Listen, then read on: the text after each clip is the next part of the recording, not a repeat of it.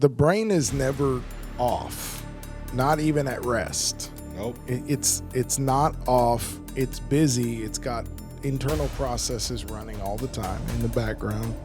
And disruptions or dysfunctions in the default mode network have been linked to a lot of mental health conditions, including depression, anxiety, and disorders that affect social cognition. You can't read people. You can't interact with people. You can't be effective. You're waiting for the page to load. You're sitting at a red light. You're in a meeting and someone's having a sidebar conversation for 20 seconds. Just mindlessly go somewhere else. And then when I started to resist, boy, it was hard. It was almost alarming. And it's weird to me because yesterday you were here and today you don't even know that you exist. You need to be bored. Here's why. What if I told you you were meant for something more? And what if at first sight your birthright was inked in blood? And what if dominion was written in big bold letters? And what if we shouldn't just occupy but overcome? And what if the observation of opposition was us? Antikemi, the podcast. Boom. Welcome back yet again. My goodness. It's hard to believe that time is moving as fast as it is, but I'm happy that we have kind of found our pocket. Yeah. I think consistency will be key. Yes. Thank y'all for supporting us the way you have been. My goodness. Yes. You are tuned in to the Antikemi podcast. I am Jonathan. I'm Schulz. And we'll be your host for as long as you rock with us. Man, I'm excited. Well, you ought to be. You just had a birthday. I did. It was a good birthday. Kind of a weird year, though. 39. Yeah. It's not one of the ones you count down to. Right. But it was good. I was able to kind of unplug a little bit. Well, I'm not being quite honest. I unplugged as much as I possibly could. I had to threaten to fire him at one point if he didn't quit. You did. Yeah, you definitely threatened. My man was not getting his Sabbath on. Yeah, it was difficult because, I mean, what we prayed about with the launch of the podcast, the Lord really has started to do. And so I feel that we have to do what Jesus said. We have to work while it's still day. No doubt. Because when night comes, no man will be able to work. If you see the show notes, you see that one things that we pride ourselves on is we're on daylight savings time. All right. Come on now. Because we got to work while it's daytime. My man always working an angle with the words. I love it. So like that's the energy we're trying to bring. And we thank y'all for rocking with us. Everybody showed up real big for the premiere. And we're just going to keep on going as long as the Lord allows us to have these conversations on camera, you know? Yeah.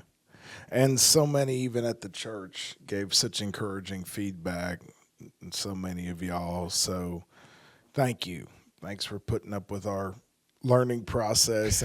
I got to tell you, though, with your gift for production, our learning process has not looked exactly like I expected it to. I'm sure we'll look back in a year or two and be like, oh, man, we should have done that. And you were picking apart the lighting on your half on episode 1, and I didn't see it until you pointed it out. Yeah. And then I saw it. And I think, I don't know, man, it's got to be 99 out of 100 people that aren't picking stuff apart on that level. But I'm sure we'll look back and see stuff. But, bro, it's been a strong start, and so much of that is you too.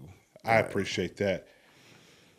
if we just looking back at like what I would like change or like review or edit from myself, you know, because I think we're our own worst critics. Yeah. Especially as preachers. Yeah. It's rough watching We know yourself. Monday morning is a rough place to be at if you've ever stood behind a pulpit on a Sunday, right? But I would say Monday can go to hell, but it always does. It always does, right?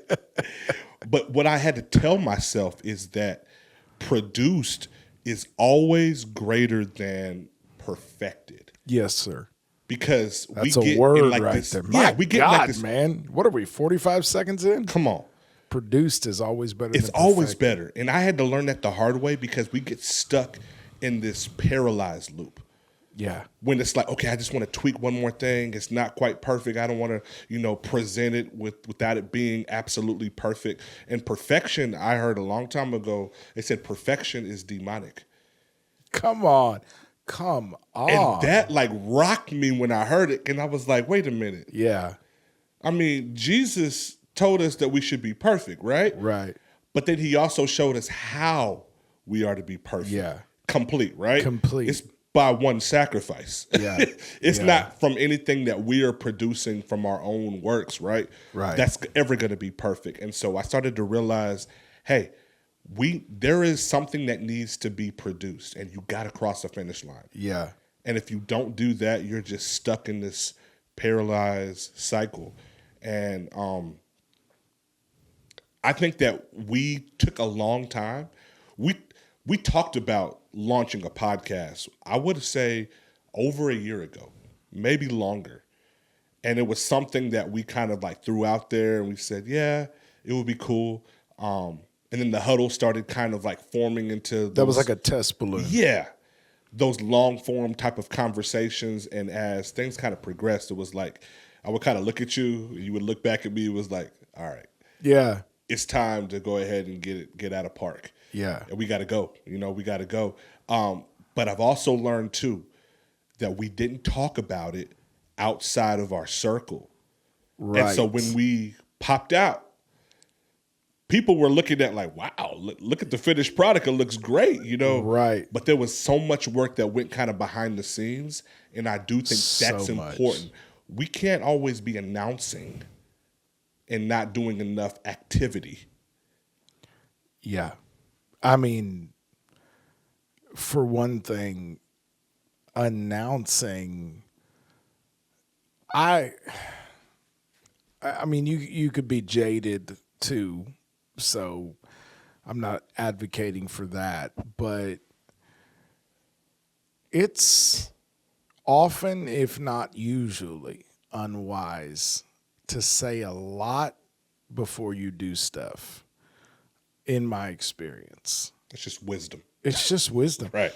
And it pertains to some of the stuff that we're talking about, because a lot of the mystery, I think, that exists in trying to rise to the occasion of being the bride that Christ is looking for and the army that he is building for this last hour.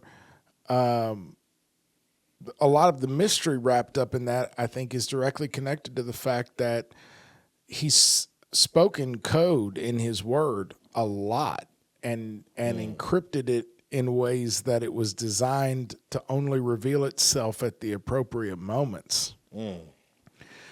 And man, that a lot of the time, I think the key to that is not speaking until you have the word. Come on. Because man, I have definitely experienced the damage that can come out of saying too much too early to too many people, getting too much feedback from too many directions, and then inviting opposition as well. Yeah, it's unnecessary. You can say enough to produce excitement or anticipation without saying enough to enable sabotage. Come on. And a lot of that comes down to just not saying a lot, but really saying something when you do. Like, we should carry that same energy in like almost everything that we say and do. I like the saying, I would rather have something to say than have to say something. Yes, sir. And too often, like those of us who are comfortable, like behind these microphones, we have to like fight that itching desire to have to say something. Yes. Instead of actually having something to say. Yes. And if my words carry the weight that I intend for them to carry, then I believe our Bible says that let your words be few. Yeah. That's some life lessons that we should really like etch on some stone and not just a piece of paper. Yeah. Live by them, you know what I mean?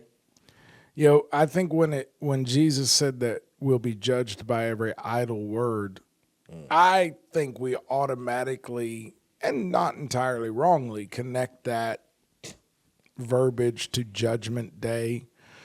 And there will come a day when we give an account for the deeds done in the body. But I think, I could be wrong, but I think a lot of so-called judgment in biblical terms, which is just righteous decisions that are made based on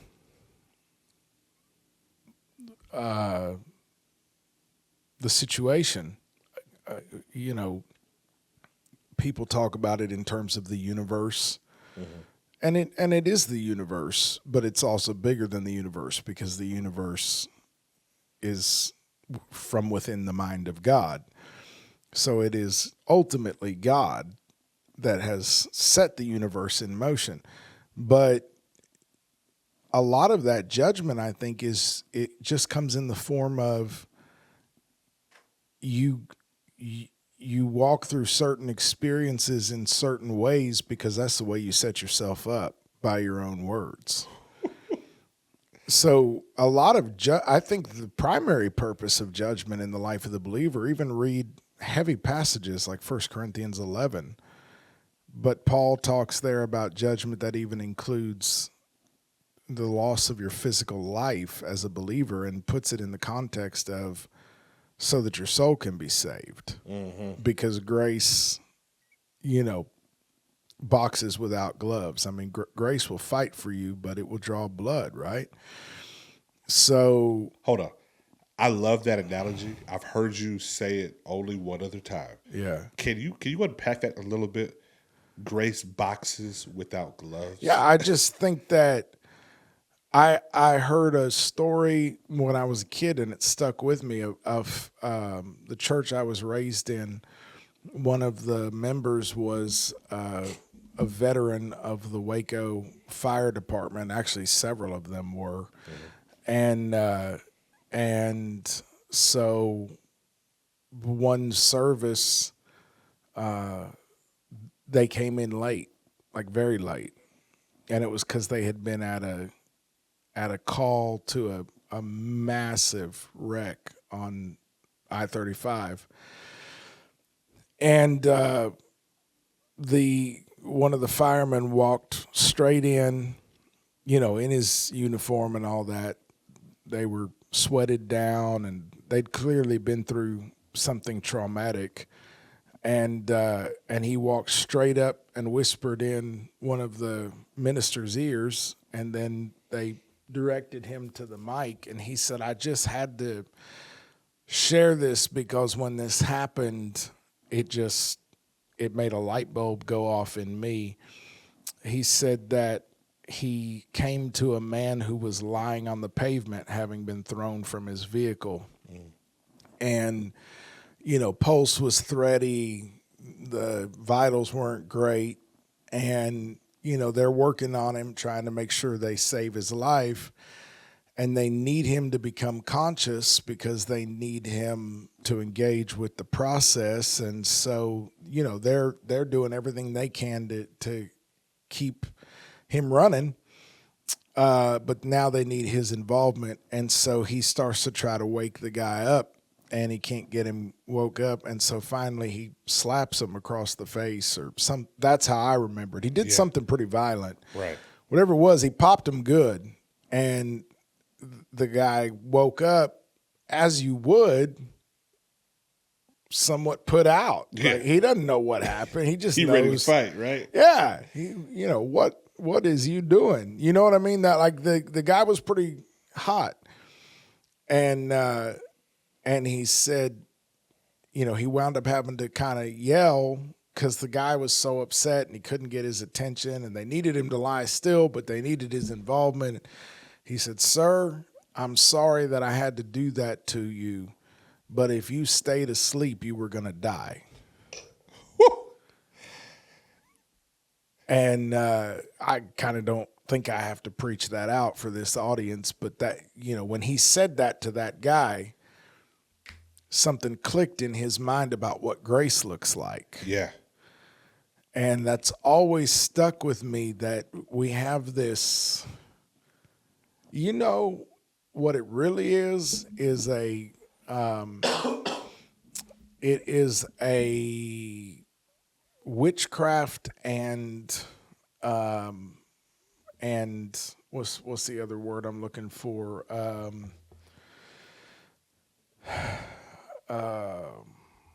Well, anyway, it's a view of salvation.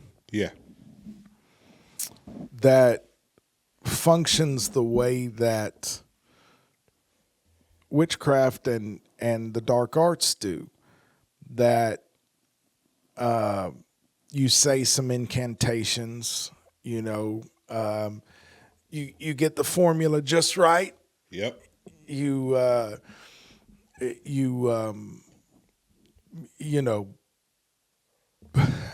Whatever, set your intention, say the right thing the right way, stir the pot to the left, all that stuff.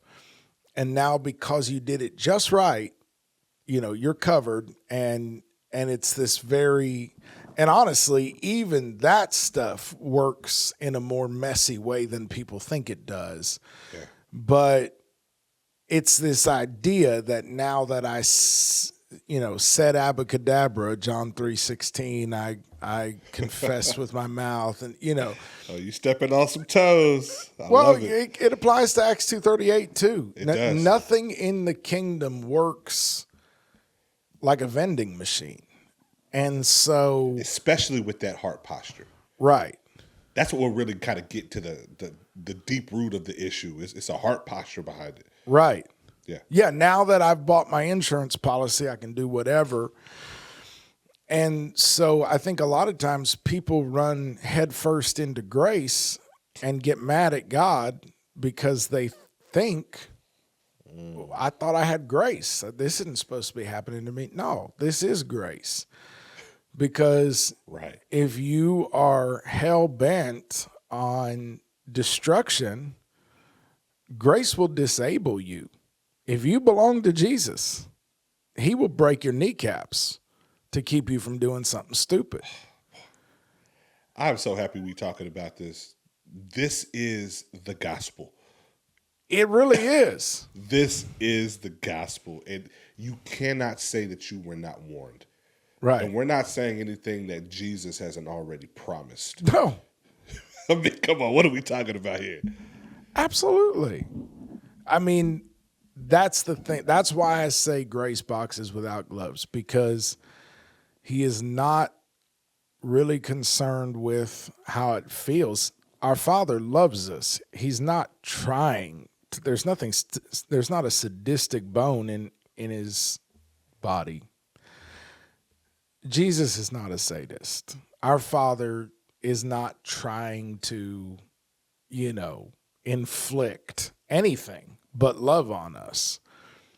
Nonetheless, he's not scared of it because he knows the end from the beginning. Right. So if this is what it takes to keep you headed on the path of life, short of violating your free will, if you still have it, if you've given him the green light, if you're still saying yes to Jesus, he's going to take that license you've given by your own free will, and he's going to use it to keep you in his hand.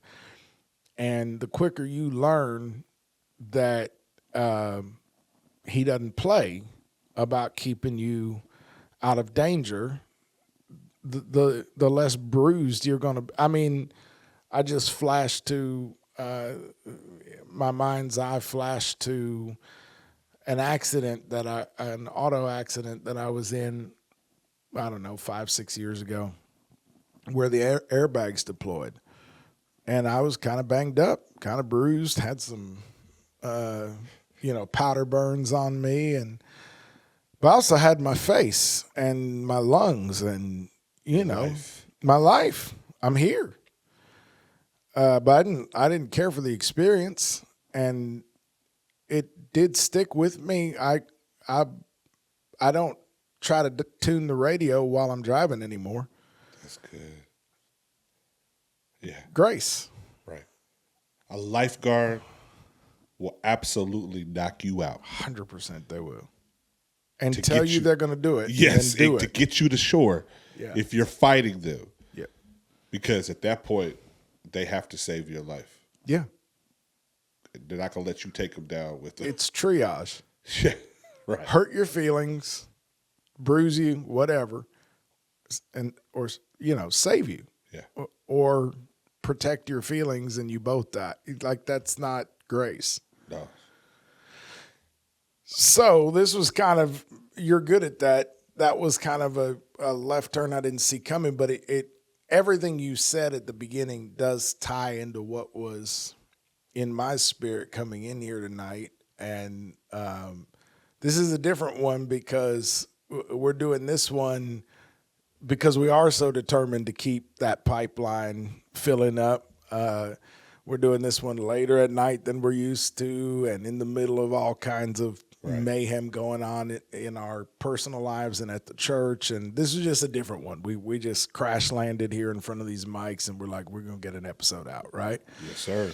So we're tired. We're a little more stressed out than usual, and all of that plays into the conversation I think we're supposed to have tonight. But you kind of set it up really well with the comments you made twofold. You made two comments in my mind. One was, at a point, you just got to produce something.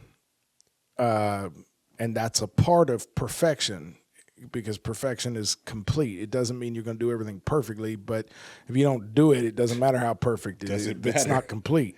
And it's disobedience. It's disobedience. It's literally putting your talent in a napkin and burying it, right? Or we could get like super deep and say it's witchcraft. 100% you could. 100% you could. Anything that inflicts our will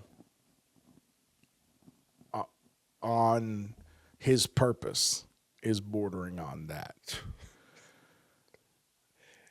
I feel like nobody has ever told me that, like that. Right. That puts a different level or a different point of view on how we operate day to day. Especially if we know that God has asked us to do something. Let's use something that we've all been commanded to do, and that's speak the gospel. Right.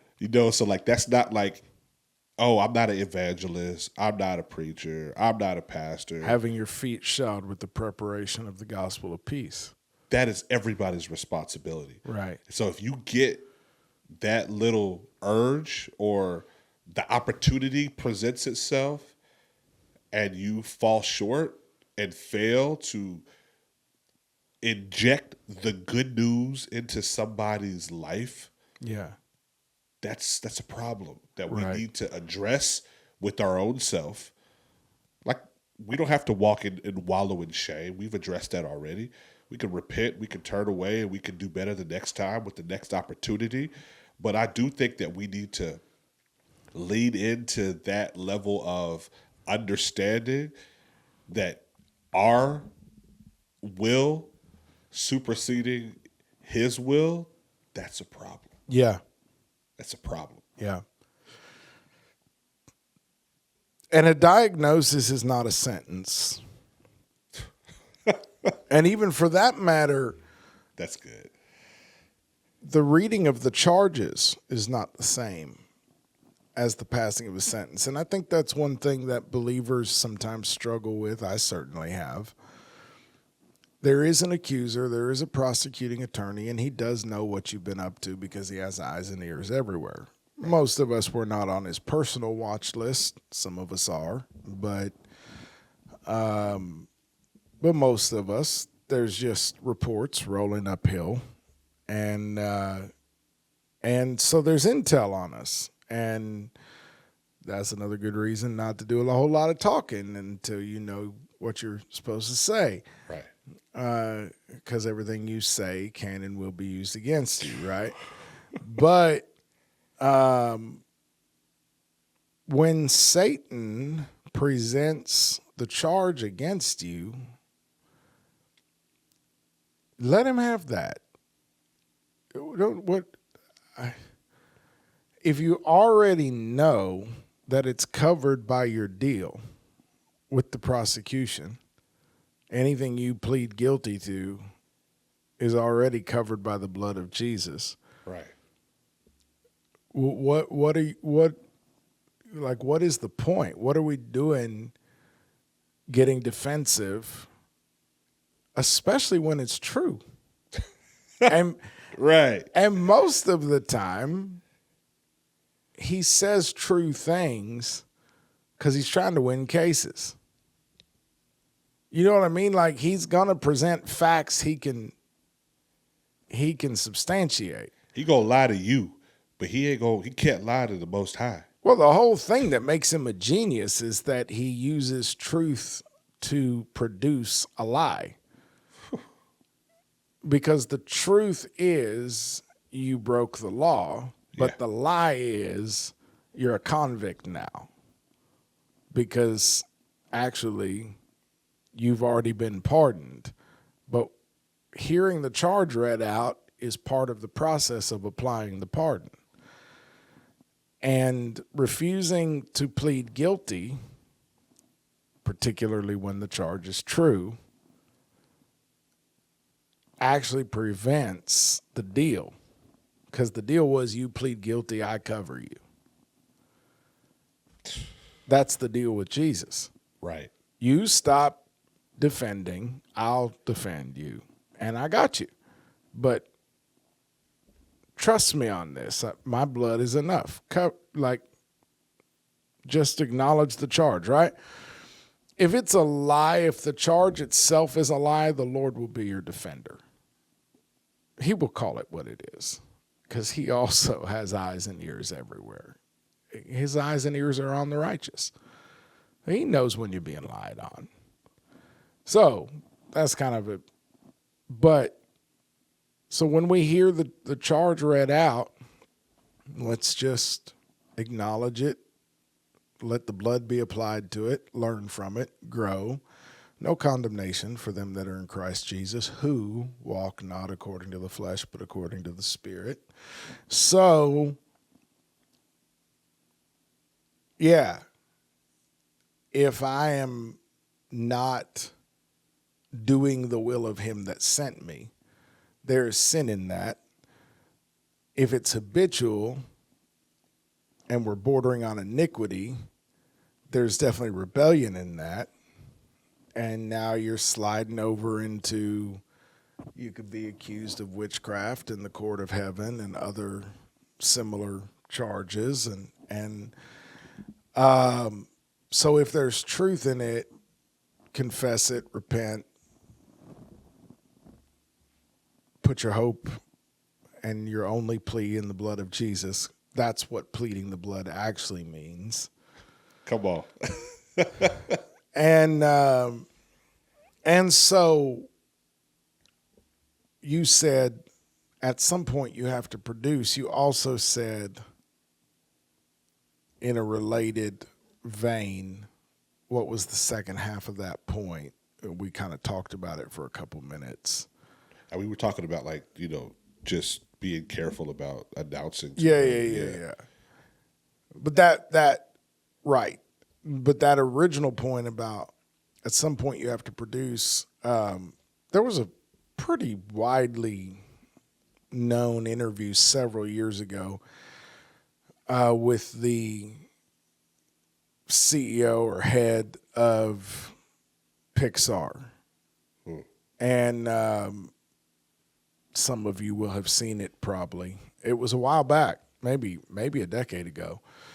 But one of the questions was along the lines of, like, what is the Pixar difference? Why can other houses with similar levels of funding, access to talent, good scripts, all that, why are they not hitting the way that Pixar does? Like, what is the magic in the sauce? And the answer from Pixar kind of caught me off guard, because to me, Pixar is just funnier than everybody else. Like, they're just, I watch a Pixar movie. I may not agree with all the messaging, but I understand why it's popular, right? Yeah. But the answer really kind of surprised me, because the answer was timing. And then and I wish I could remember who was the head of Pixar at that time. It's widely known, whatever. They said, no Pixar movie has ever been released above 85% completion. So we've never released a completed movie. We've always released something that's at least 15% incomplete. You're kidding. Mm-mm. And wow. The reason they said that is because timing to market is everything. And so they will push that perfection process as far as they can, but never far enough to satisfy the creatives behind it, because the creatives are still way less than satisfied with where we're at. They want to tweak. They want to take this out, put that in, rearrange this, recolorize that. There's just so much that still needs to be done on it to have it up to their standards. But at some point, the marketing side takes precedence over the creative side, and the marketers go, I hope you like what you've got, because we're going to market with it. And they said that is the difference. That's what makes them different than everybody else, is that they may get a lot of things wrong in a movie, but one thing they don't get wrong is the release date. They do that right. And it really taught me something, because he said, or she, I can't remember, they said the other houses often release a more refined product at the wrong time. It just takes them too long. Yeah. And they miss the crest of the wave. Too slow. So when you started saying to me, when are you going to come sit and record? That's where because my head was still in development of the whole Antikemi concept and how are we going to talk about it. And, I got you know what I mean? Uh-huh. But then you just started saying, when are we going to sit? When are we going to record? And at that point, it was clear to me the answer is right now. Let's do it. And so I think we talked about it, and it was like the next week. It was like, okay, I'll see you next week. Yeah. Like, this is the date. Yes. Come through. Let's do it. Yep. We can't talk about this anymore. We have to at least produce something. We could maybe discuss releasing it when it's right, but we have to record. Yep. And then, here we are. Like, find a different wave. And then your spirit came to me and talked to me about stuff about 2 weeks ahead of you, which we'll have to save that story for a different day. But it still blows my mind. Like, bro, I'm just gonna tease that tonight. That really happened. Yeah, that's wild to me. So, all of this. Do you have something more to say on that? No, only thing I was gonna just say is that I had heard someone say that procrastination is like the highest form of arrogance. Thinking that you are entitled to time that is borrowed. Right. And that we always like feel like tomorrow, like if God gave me the idea, it has to come out. But I think in error, think that it has to be produced only by us. Right. Because if it's a God-given idea, I agree. It absolutely will be completed because his word is never going to return to him void. But that does not mean that you won't be disqualified if you are failing to do what you need to do to produce it. Like, there's always going to be a remnant. And I'm a firm believer, if Elijah, as he fled and as he went into the deepest, darkest parts of himself, mentally, emotionally, inside that cave, talking with the Most High, saying that I'm the only one left. Here, I'm doing all these works for you, God.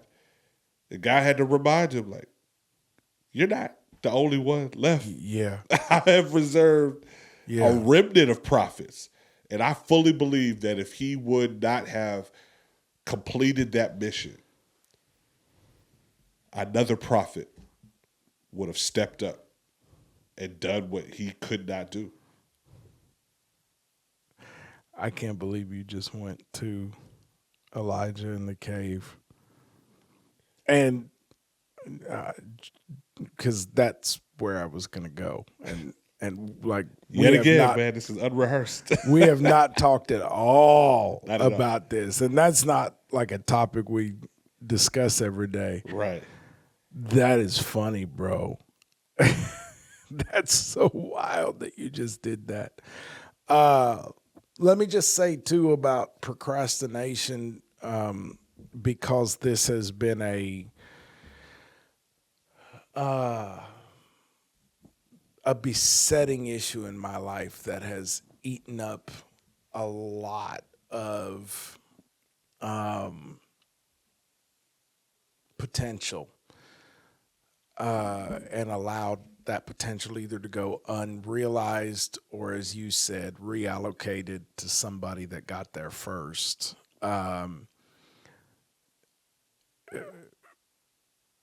There's true procrastination, and man, that's a powerful statement about it being the height of arrogance, because the truth is, either you're in your purpose or you're not, because life is right now. It's not yesterday and it's not tomorrow. We don't know.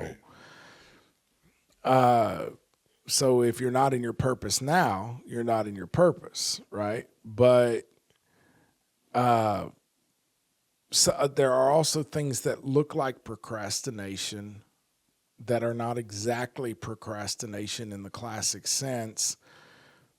One of the things that I had to recognize was that I had a challenge with executive function, and there's a lot of different ways that people can get to that.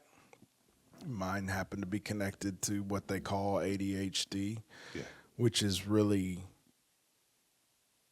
just a constellation of symptoms that they've decided to group under a heading. You know what I mean? It's not like a particular carcinoma that they call it that because it has this cellular structure, and it's a little more nebulous than that, or a lot more, really.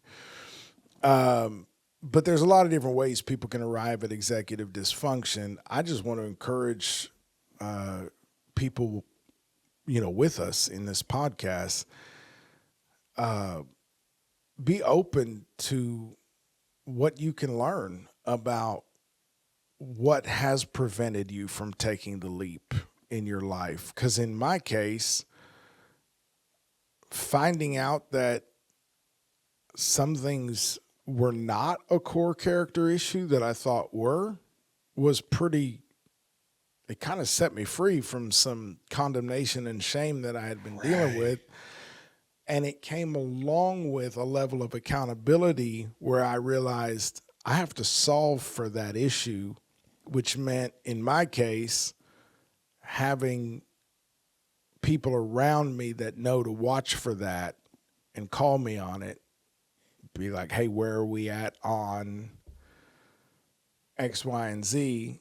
And even though that stresses me out, I have to be willing to allow that in my life, because the one option cannot be we just continue to not ever fire the gun. Like, you know what I'm saying? Yeah. So there's more than one way you can come at the end result that you don't get started and you stay in perpetual planning and analysis paralysis and all of that stuff. There's more than one way you can come at that, arrive at that outcome, but it doesn't, at the end of the day, it doesn't really make a difference to the fact that you have to solve for it.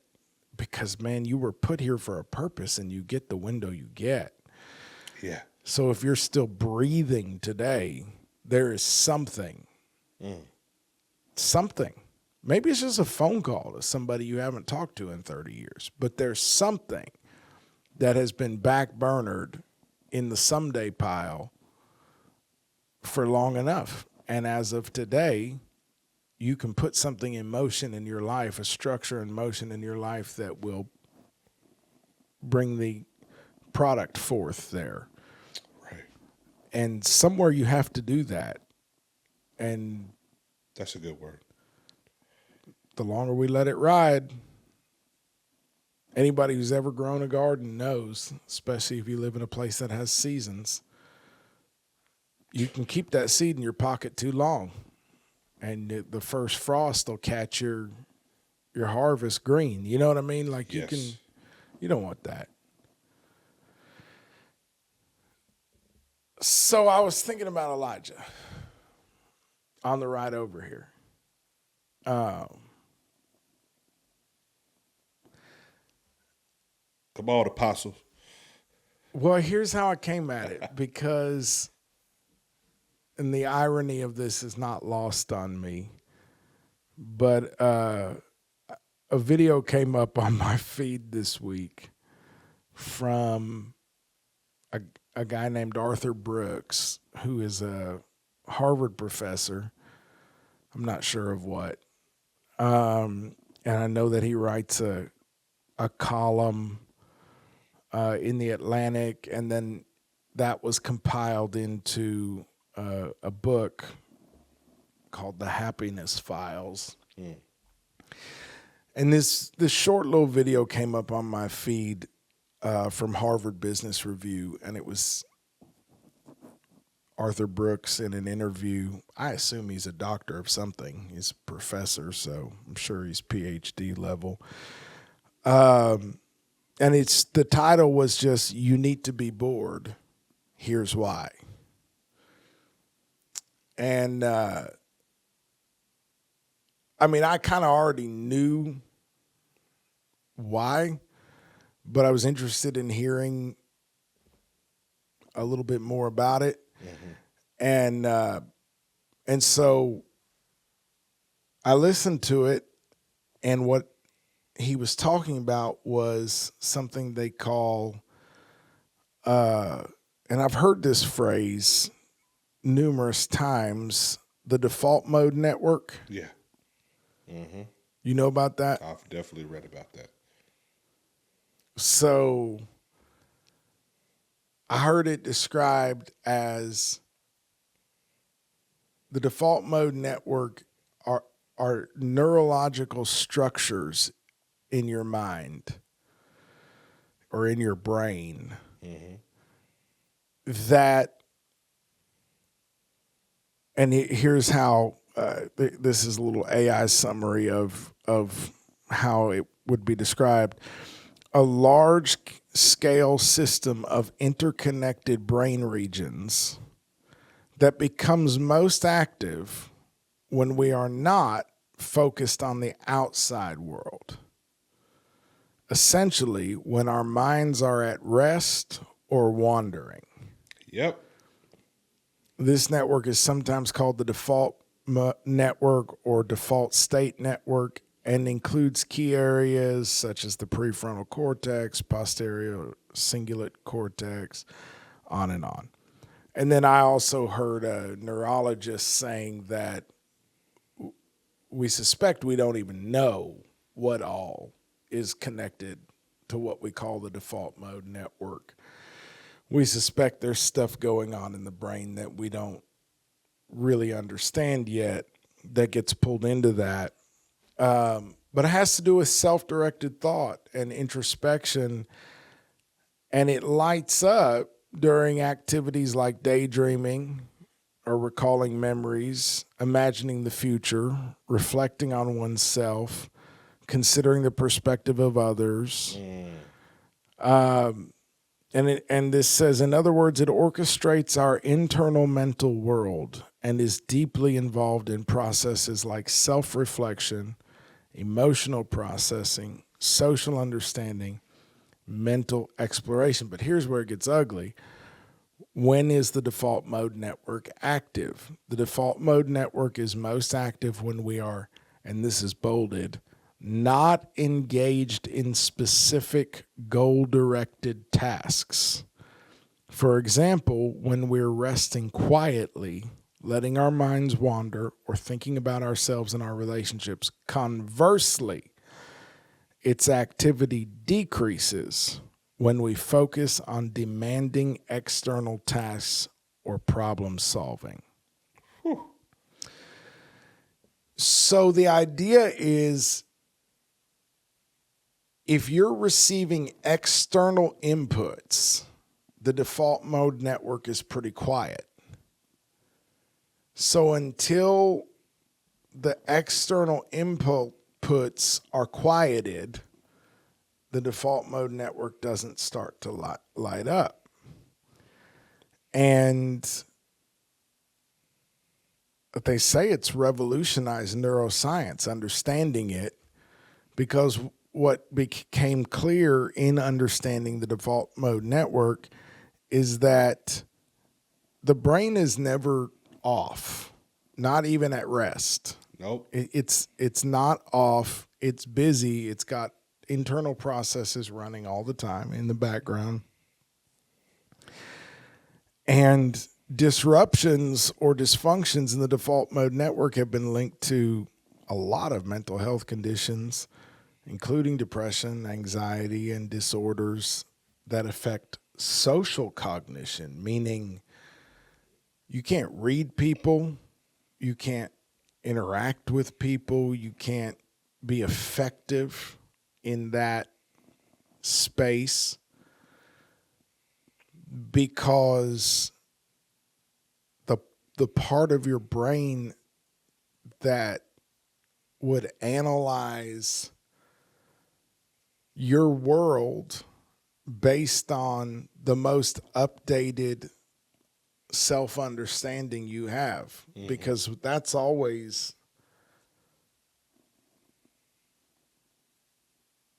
either growing and changing. Ideally, our understanding of ourselves, we should be very loosely tied to any previous version of that.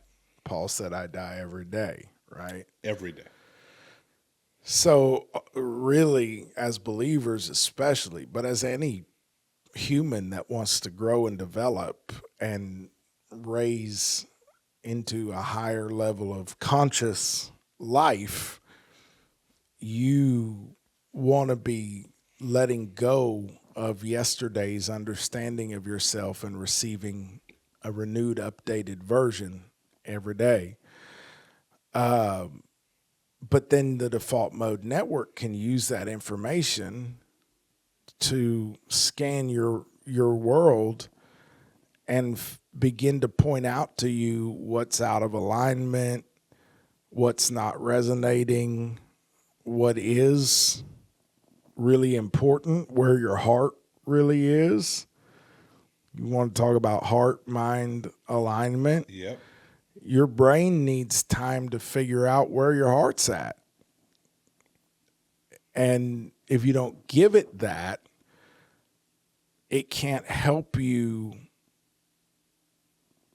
direct your energy toward what actually matters to you. And so the point of all that, and you won't notice Judas in your inner circle. You know, how many times have you sat with a conversation later and then, you know, the Holy Ghost begins to move on you and just, you replay something and you think, well, I just took that at face value, but replaying it, it's different. Yeah, it's a little different. Mm-hmm.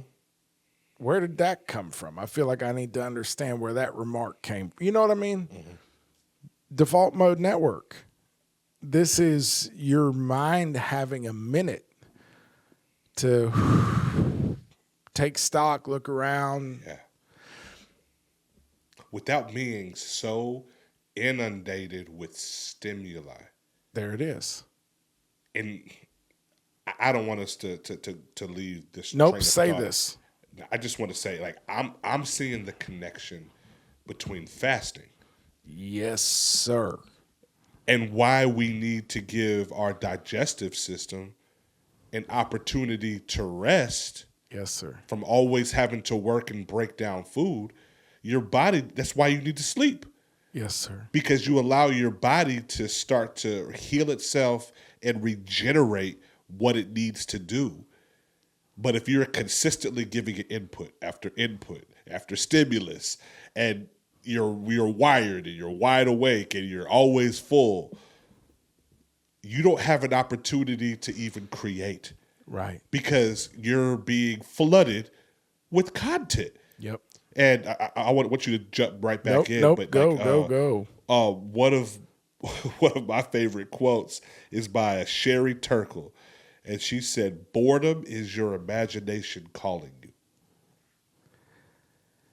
I just heard that, I mean, within the last week and a half, and thought that is so good. Yeah. Who even is Sherry Turkle? I don't know, but I first heard about her through, oh man, I'm going to forget her name. I'll remember her name here shortly. Boredom is your imagination call. I don't know if I agree with anything else she said, but man. It's your imagination calling you. And that's why I think they were also saying that it's important that when our children are saying that they're bored, we should lean into that with them and have them explain or explore certain things. Instead of like, okay, when you're bored, well, let me go ahead and force you to do something. It's like, no, sit there and be bored a little while. It's okay. It's so funny because about a month ago, you know, I gave either most or all of my kids the gift of ADHD. And just about a month ago, I just started saying to Brendan when he would say, I'm bored, I would say either, that's okay, or I would say, oh, okay. As in, I'm just taking in the information. And then when he would push on it, because he doesn't like either of those answers. Right. Oh, non-answers. Yeah. Then I would say, oh, so you want to do something about it? And he'd say, yeah. And I'd say, I don't blame you. What are you going to do about it? And boy, he's been so mad at me about this. But I've not been willing to yield on it. And the reason is because, my God, our kids are mirrors. And when he does that to me, I know what he's doing. He's fiending for a hit. And I know because I was 3 minutes ago. You know what I mean? And so I see it in me, and I know the havoc it's wreaking in my life at 43, actually 39. I've just been 39 for 4 years, but I know the havoc it's wreaking in my world, and I can't fathom how deep that damage will run in the life of somebody who spent their entire formative cognitive years of cognitive formation and brain development always having a digital fix at hand for being bored. Wow. It is the zombie apocalypse. Yeah. I mean, it truly, this is why Antikemi. This is why, because what people are not confronting, we call them iPad kids, we roll our eyes at them, how dare we judge them, man? We are vegetables, and we only got these things in our lives 3 decades in, 2 decades in. And what's turned us into vegetables. Yeah. They haven't had a chance. Not a prayer. But that's all they know. It's all they know, right. And it is literally destroying them. I mean, zombie apocalypse is not hyperbolic. To say that is not hyperbolic. No. People should read Dr. Laura Sanger's work on that. Yeah. What is that most recent book called? Generation Hoodwinked? Generation Hoodwinked. Like, you should get it today and read it. I don't agree with every word in the book. There's only one book that I agree with every word in, and I don't agree with every translation in that book. So, yeah. And I'm wrong about some of the ones I don't agree with. Yeah. So, be a grown up. Read that book. She got that from the Lord, and a lot of heavy research. Man, as soon as you had suggested that book about, 2 months ago. Yeah. And I started 2 months too late because I should have just known. But oh my God. Yeah, I'm about 85% done with that. Yeah, I'm trying to finish it this week because you're right. I can't wait until this podcast finish hitting so we can bring her in. And like you said, she definitely took her research to prayer. Yeah. Before because I'm sure it wasn't perfected, but she knew this is a follow-up book that it needs to be out there, and this information is vital for believers. And she said, I asked the Lord for the scrolls on this stuff. Yeah. Which means the heavenly catalog of information on it. And I believe she got it. And it is that book, like many others that became central to my library, came to me not as that book did not shine the light on the problem for me. It confirmed the diagnosis. I was like, yeah, I already knew this. Thank you for telling me that I knew this. You know what I mean? Yeah, right. And for making me face it, for making me look it in the face for what it is. That's good.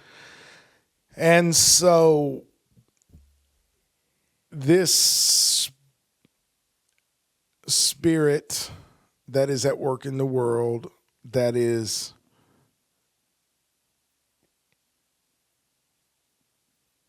viciously lobotomizing an entire generation. I mean, turning their brains into tomato soup. It's not that they're not smart. In fact, this generation, I don't know if it's because they've been stimulated so much, or if it's because we've come so high on Maslow's hierarchy that people are not having to try to survive, and so all they do is their potential is very evident or whatever. But it seems to me like this generation of kids is just a bunch of really smart whippersnappers. Like they're bright little, very smart, with no access to any of it. It's not that there's not a beast under the hood. It's almost like an engine without a timing belt or something like that. Mm-hmm. It's like it just doesn't fire together. The spark isn't hitting when the piston go. You know what I mean? It's like these kids are bright, and all they have is opportunity. But it's the zombie apocalypse, and it's here, and it's right around the bend. Mm-hmm. And so as I have pondered that, I've been aware, okay, I have to teach my kids how to confront the addict inside, because that's what we're dealing with. We have been trafficked. Okay, Antikemi. Why are we adding one more voice to the noise? Because to whatever extent God will enable us to, we're not trying to bring you our voice. We're trying to bring you his voice. Imperfectly, warts and all, incomplete, all of that.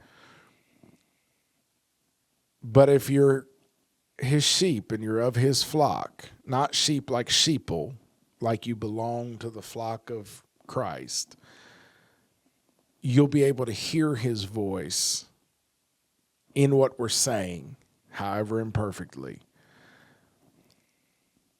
And by the grace of God, it will help you parse the noise so that you can move your dial and strengthen your connection to the signal and begin to let the noise and the static recede, because that's what we were talking about last time. There's such a glut of information in the world today. And the problem that we're describing our kids having with these brains that are, if anything, maybe a little supercharged, but they have no access to them. And I'm just speaking,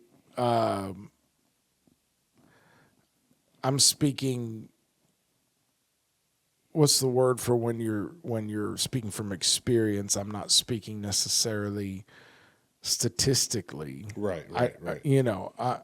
I'm just telling you what I'm seeing. Yeah.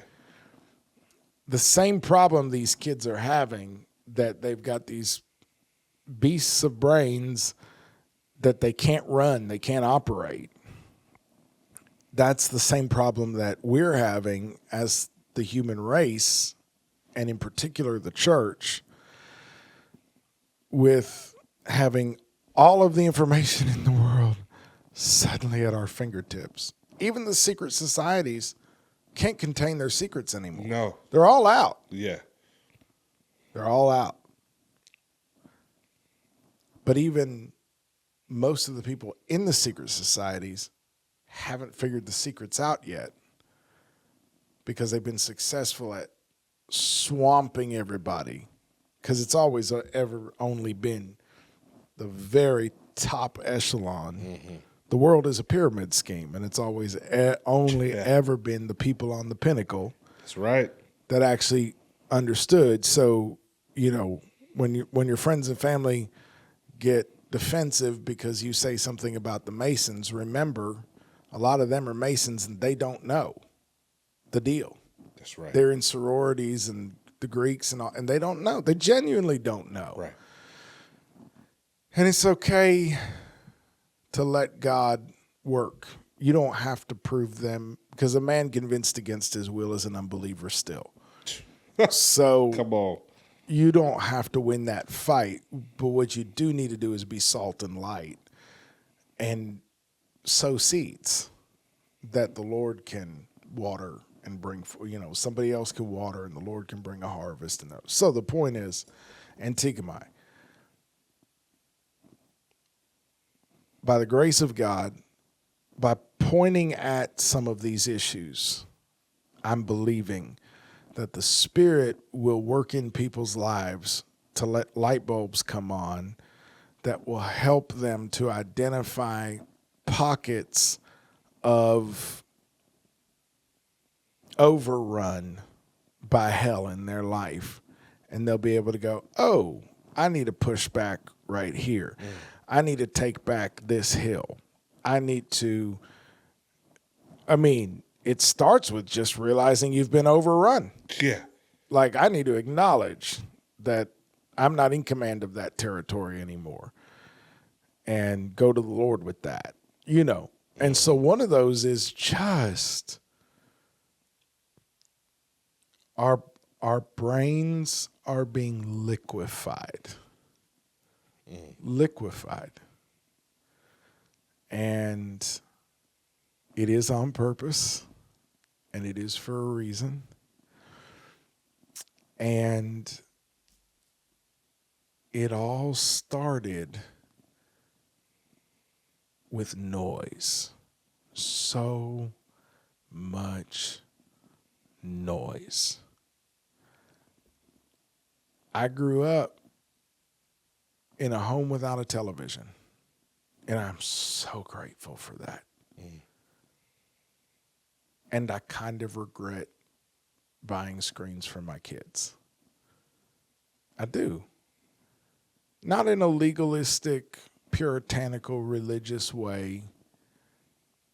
Not because I think it was a sin to do that.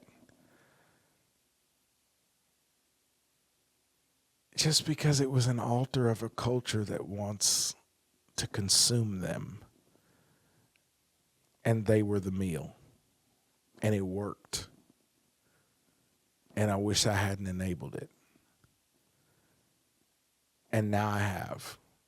And now I'm at a crossroads where I can either go legalistic on them. Yeah. And do bait and switch, or I can try to help them navigate, understand what Egypt is, what Babylon is, what slavery is, and that's where I got on this was we've been trafficked. Revelation says that Babylon, Mystery Babylon, trades in the bodies and souls of human beings. We've been trafficked, and like many trafficking scenarios, one of the ways that has worked is that we have been given free tastes of a product that can't be used twice in a row without beginning to form a dependency. And I grew up in a home without screens, and I grew up watching the blue light flicker in the neighbors' windows and envying them that they could sit in front of those screens and watch content until, whatever hour of the night, the little neighbor kids, and sneaking over trying to see some of it. And I remember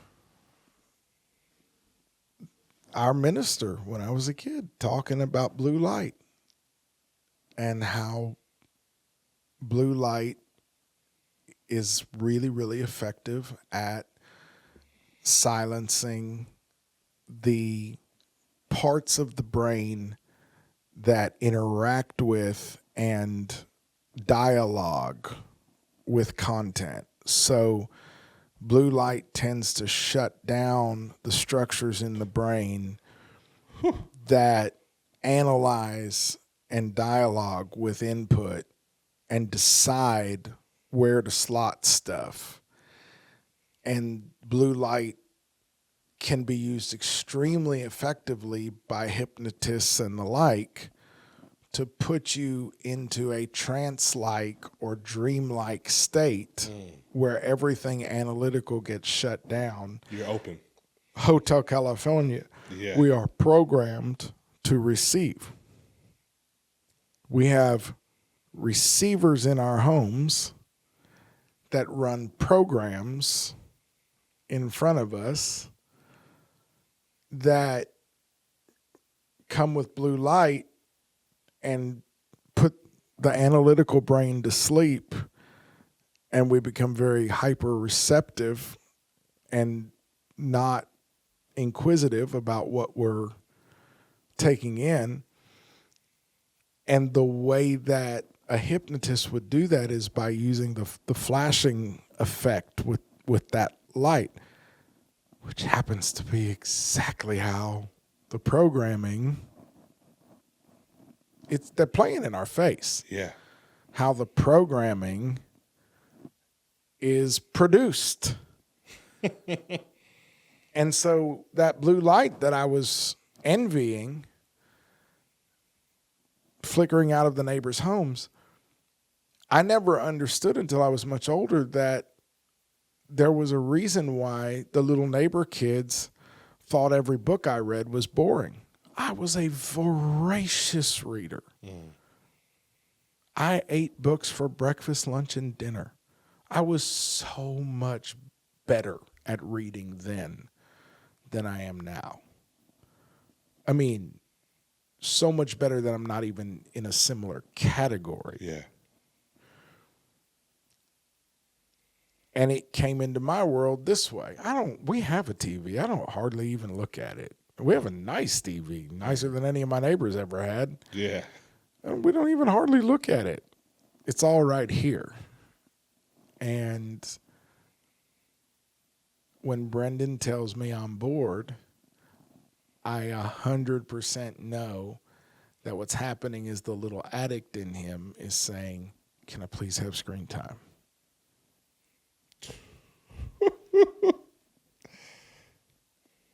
Because he's been trafficked.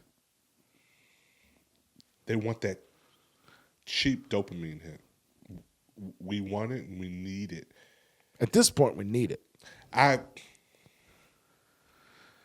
did a little experiment on myself when I started to kind of come to the understanding of, we have been trafficked. Our attention has been sold and stolen. And just kind of started to be aware and identify in the moment throughout my day how fast my hand reaches 100% to just scroll. And I mean, I don't let more than 3 to 5 seconds go by before I have that urge to just open up a social media app. Just scroll for a little bit. You're waiting for the page to load. You're sitting at a red light. You're in a meeting and someone's having a sidebar conversation for 20 seconds. Just mindlessly go somewhere else. And then when I started to resist, boy, it was hard. And it was almost alarming. I was like, man, I can't even take my dog out to use the bathroom without feeling the need to have my phone in my pocket because I may get bored for the 2 minutes that it's going to take. Yeah. Like, what are we talking about here? Yeah. Like, that's scary to feel that enslaved to something like that. And I know it feels ironic because we're having this conversation on a screen between us. But if you have felt like that urge and that pull, I think what we're saying is that we want our voice to match his. Yeah. And that take inventory of yourself. Even if you have to, I'll go so far, even if you have to stop turn us off. Yep. Get in your prayer closet. 100%. Pray about it. Ask God to convict you in whatever area that you are a slave to. And you can revisit us later if you need to. But at the end of the day, we're trying to point you to Jesus. Yep. And if something is resonating with you about what's being said here or even convicting, do something about it. One outcome I would love from this podcast is to hear things like people saying, we'll have to catch up on the episodes a couple weeks from now because I'm taking a couple weeks off to be with the Lord, be with my family, going to do some detox, some fasting, and I'll catch you when I catch you. Bro, that would be a win because I'm trying to think of the right analogy here, but there are things that are tools when we use them, that are weapons when they use us. There are things that are beneficial when we control them, that are cruel taskmasters when they control us.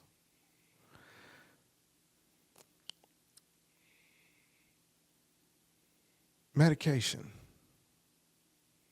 can be a tool of healing when it's used as an intervention in a process of addressing some issues and helping you make it to or make it through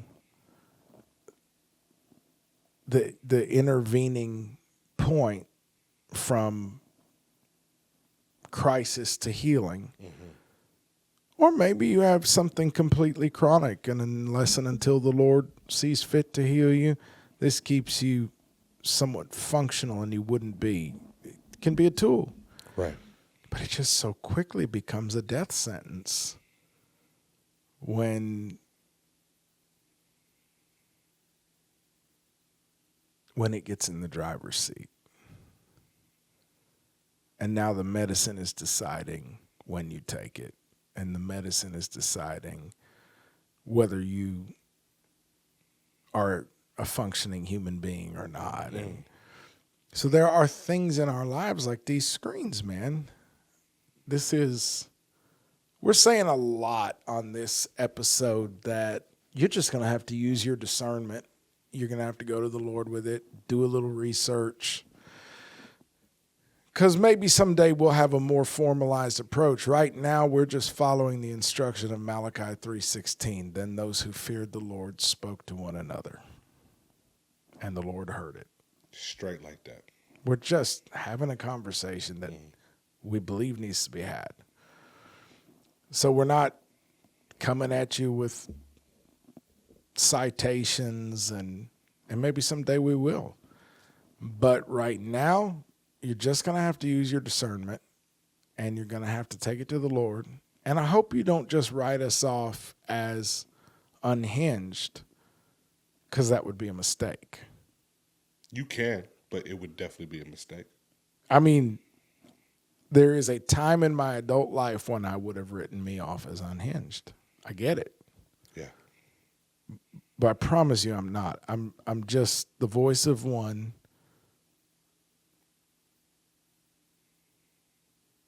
I'm yelling fire because I saw the fire. Yeah. You haven't even smelled the smoke. Or is it that you got so used to it that you just don't notice it anymore because you forgot what air smells like? So just take it to the Lord, because there's a lot of things we're saying in this podcast that we're either right or we're just off the deep end, and we're not. We're living in the end of the age. Yeah. It's not just that it is what we're saying it is. It's a lot worse. We're not barking at the dark here. We're trying to point you to the light, but we do need to name the fact that there is darkness going on. None of these episodes are ever going to be designed to leave you staring into the abyss. That would be so pointless and just we would just be another cog in the wheel of the algorithm that's sucking the life out of you. We're just acknowledging it and naming it so that we can point you to Jesus with it. And so as I've watched this play out in the lives of my children, and I've wrestled with the implications of it, you know, one thing I've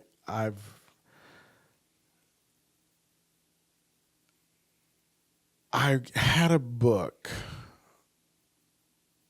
when I was a little kid. It was one of my favorite books, and it was called Little Mohan, I think. Anyway, it was about a little boy in India who had a hoop and a stick, a wire hoop and a stick that his dad had made for him.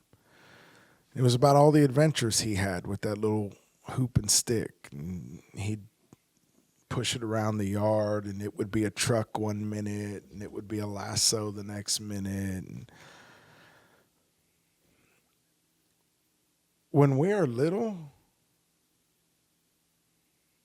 we are profoundly creative.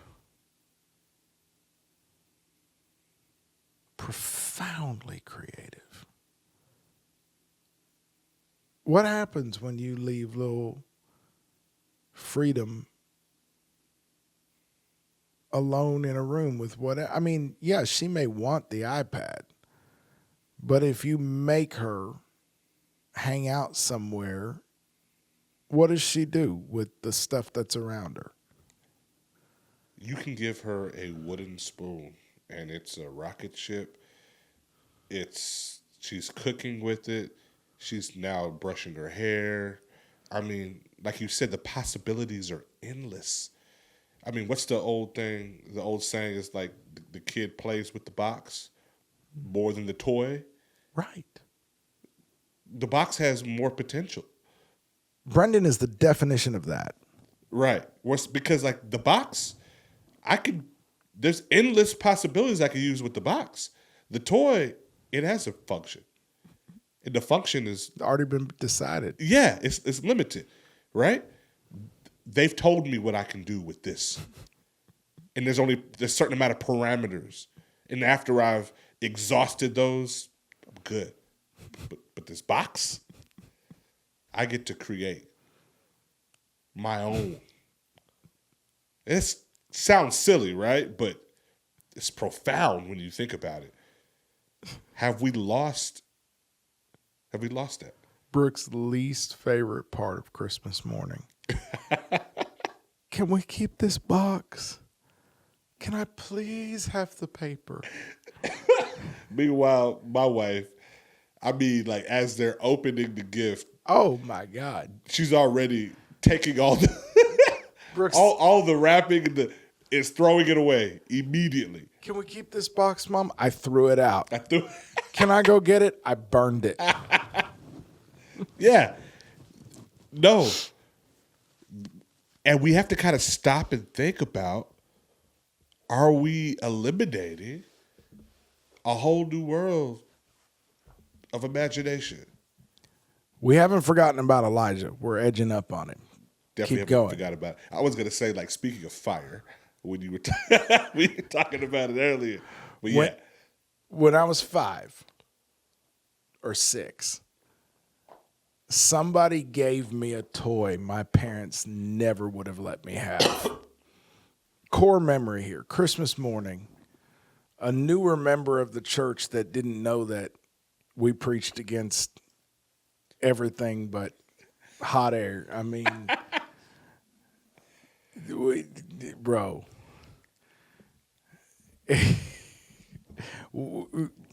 Somebody that didn't know yet that this was worldly bought me a brand new battery operated Corvette little, I don't even know if it had a remote control. I think it did.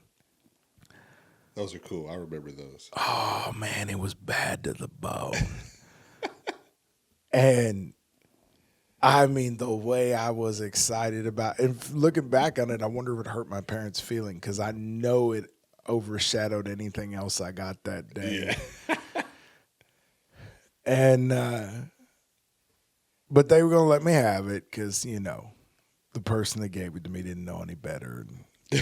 And I took that car outside and I was zooming it around and I was having so much fun with it.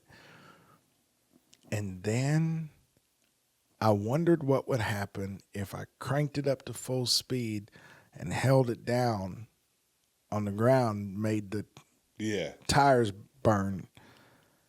And I found out that that car could dig a hole so fast. And in one morning, I destroyed that thing. Wow. I dug a big hole. And at the end, I had somewhere to bury the car. Wow. And my parents never did buy me another remote control car. It was the best and the worst and the happiest and the saddest. But my whole life, I remember as a kid, nothing ever was what it was. It was always potential to be something else. You could flip a hammer around and now you got a pistol. Yeah, yeah. Right? That's just kids. I wasn't unique. I mean, yeah, I had undiagnosed ADHD, but that just means I was the same as everybody else and more. But Bobby, that's just kids. She couldn't put me in timeout because I'm in the corner creating a script. Like, there is no timeout. Yeah. Default mode network. Yeah. Uh-huh. Jesus said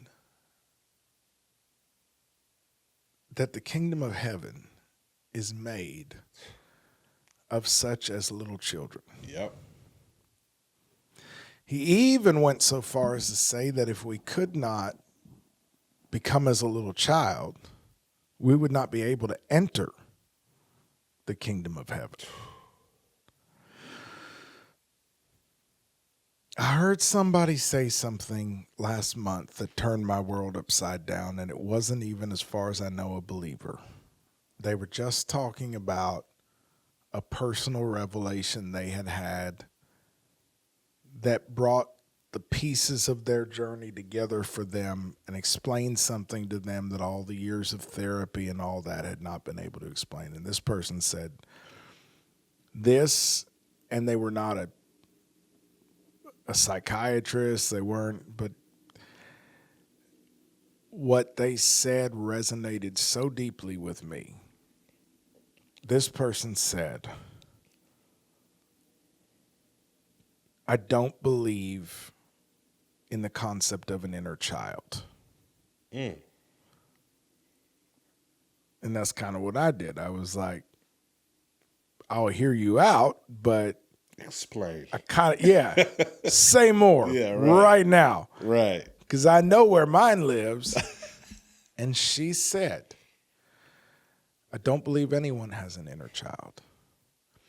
I just believe that everyone has them and then the character that gets overlaid on top of it when you have to grow up and enter this matrix that we all live in.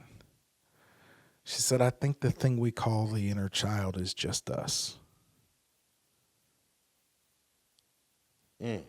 And he just kind of stopped me in my tracks because I was like, wait, that resonates with what Jesus said. Of such is the kingdom of heaven. What if what we're calling the inner child is just Adam and Eve before they knew enough to be ashamed and afraid? Mm-hmm. Yeah, it's just us with unlimited potentiality without all the fear, death, shame, lust, anxiety. What if there is no inner child? What if the only time we are us is when we are a child? Because I promise you that's what I've seen with my kids.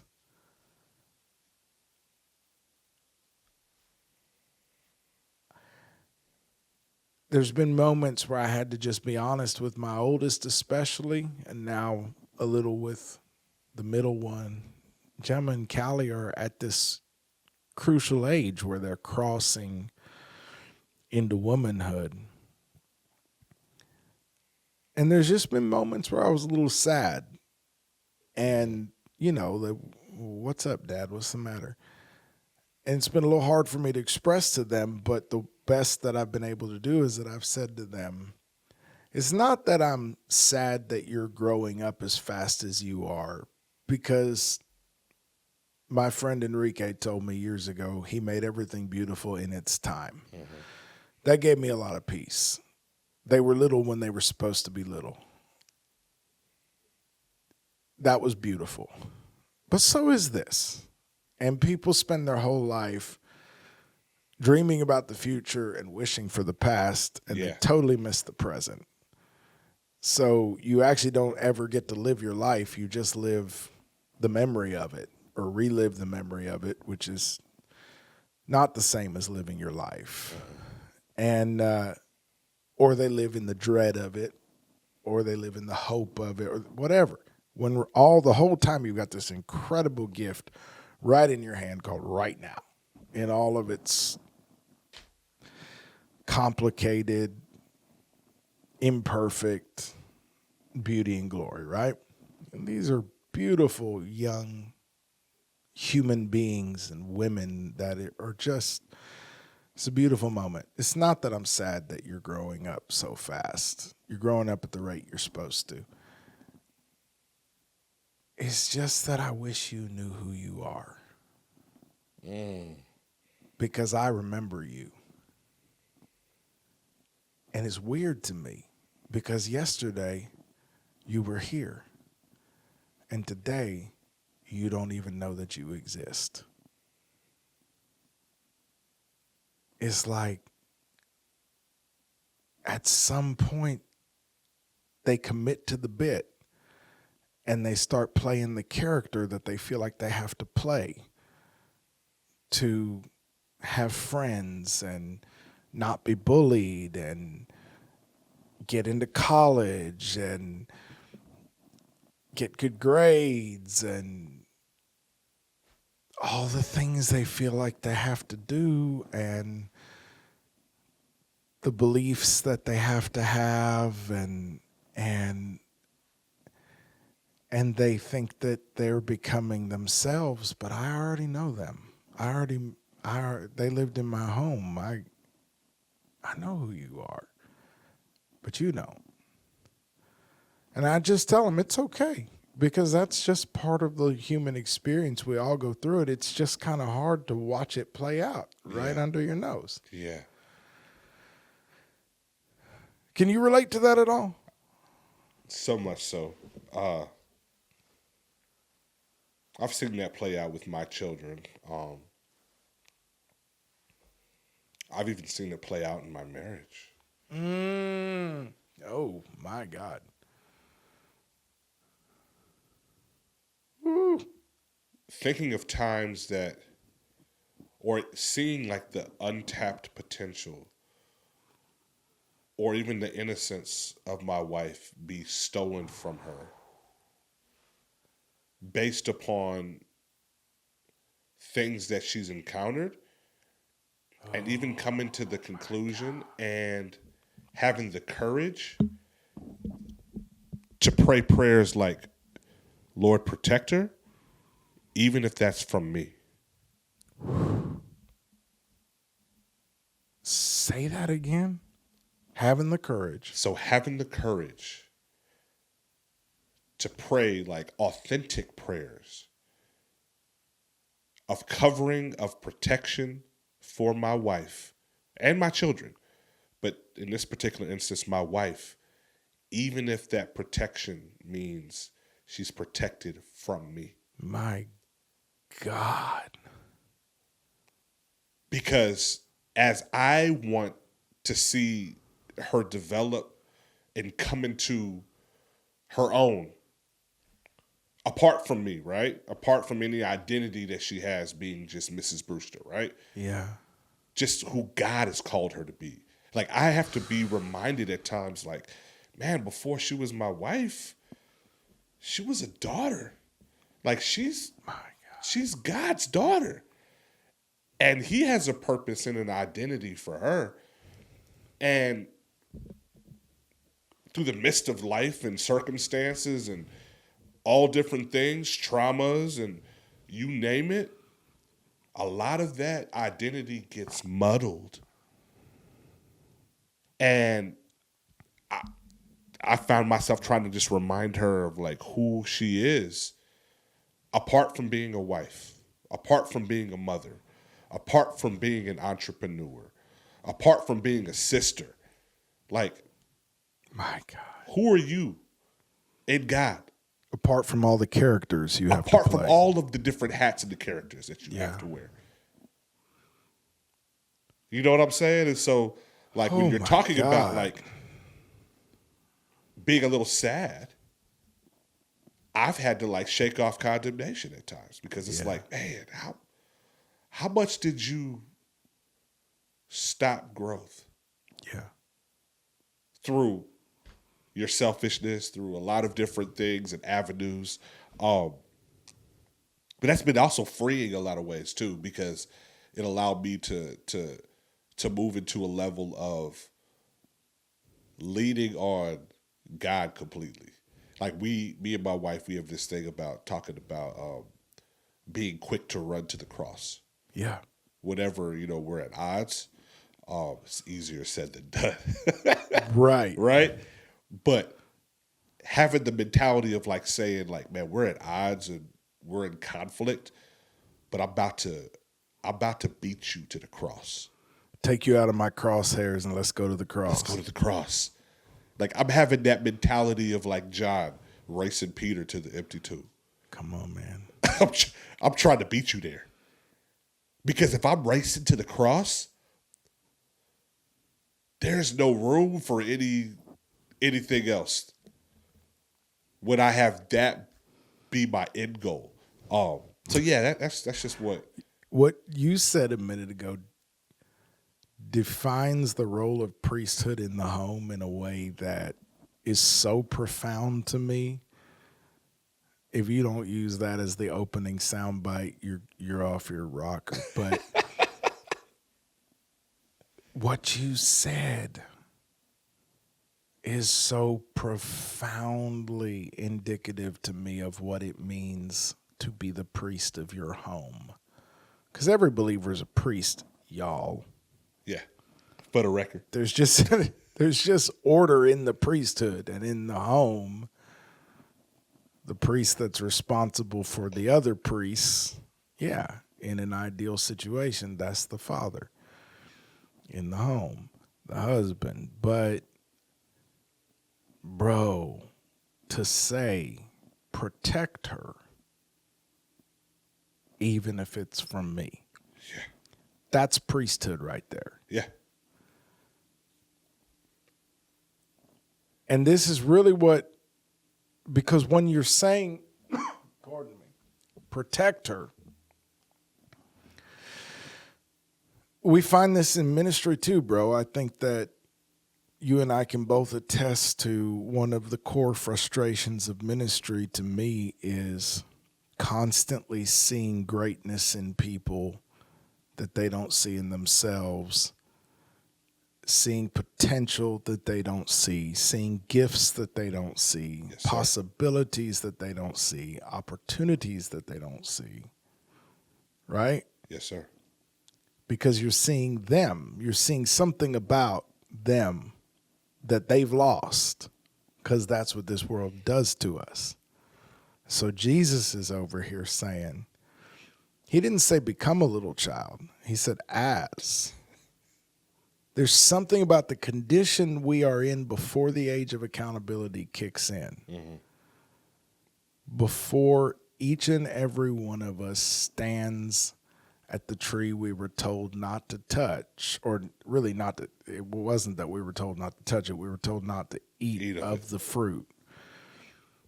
And we let ourselves be talked into that transaction, and fear and shame and desire.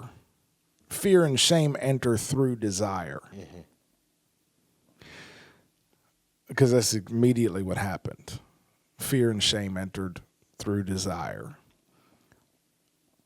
Before that moment, I think the girl that I heard talking about that is right. It's not that we're children. That's not the magic. The magic about children is that they are them. Mm. They are who God created them to be, naked and unafraid.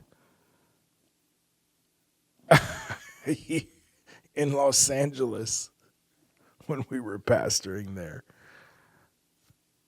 either Gemma or Callie, I can't remember who, in the store, in Ralph's grocery store, said entirely without malice as we passed another customer pushing a cart, is it a man or is it a lady? And there was no judgment in it. Right. Just curiosity. I'm getting both signals. Yeah. They're just them. Filled with wonder, curiosity, excitement, hope, pain, joy, peace, unrest, whatever it is, they're just them. And they're so okay with it. And then you watch them realize that people are making judgments about me based off of this. And they start finding fig leaves. And you watch it happen. Mm. And so all of this was settling in on me as I was thinking about this Harvard professor saying, you need to be bored. Because when you're bored, there are structures in your brain that come alive when you're not receiving exterior input that help you find yourself and then organize your thinking and your life and create, which is what our friends said, that boredom is imagination calling you. Because I want to be able to sit in a room with a remote and pretend that it's a candy bar. But I don't do that anymore. And I used to really enjoy those scenarios. I had a lot of fun. Yeah. Building forts and becoming tycoons, pretend that I'm the richest man in the world and I make helicopters and right. And then next thing you know, you're Frankensteining 3 bicycles together into like what you hope is a helicopter, and you pedal really hard, and it does, and all that stuff that we did when we were free and us. And we weren't always happy, but we were free.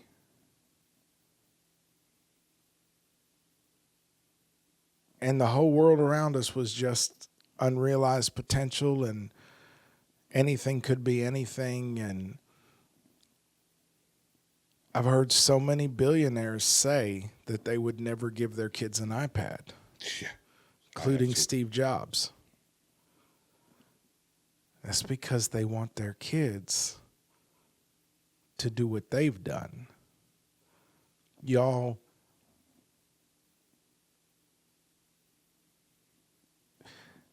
if you are not a producer of anything in this world, you are the product. Age-old truth. Period. If there's nothing coming out of your life, even if it's just love, but love given, love actualized, if there's nothing coming out of your life that's making a difference in your corner of the world, you're just the product. And that's not why God put you here. And we're not saying that to be condemning. I'm saying that because I'm kind of feel like the fireman saying, I'm going to need you to be awake for this next part. I'm going to need you to, you don't have to fix it. And that would be my encouragement to you today. You don't have to fix anything. Not right now. But go to the Lord in prayer and ask him if these two lunatics are on to anything. Am I being lobotomized? Am I being turned into a zombie? Am I being drained of all of my life force and turned into a shell of myself and trafficked by my dependency, my endless dependency on somebody else fixing my boredom issue? And this is just one aspect of how it all works. And it's not always digital. Yeah. Some people become workaholics. Mm-hmm. Busyness is a big part of it. Got to always be going and just never powering down the engines and being still. And what I'm encouraging you to understand is that this is by design from somebody that sees you as a mark, that sees you as an asset to be acquired, as territory to be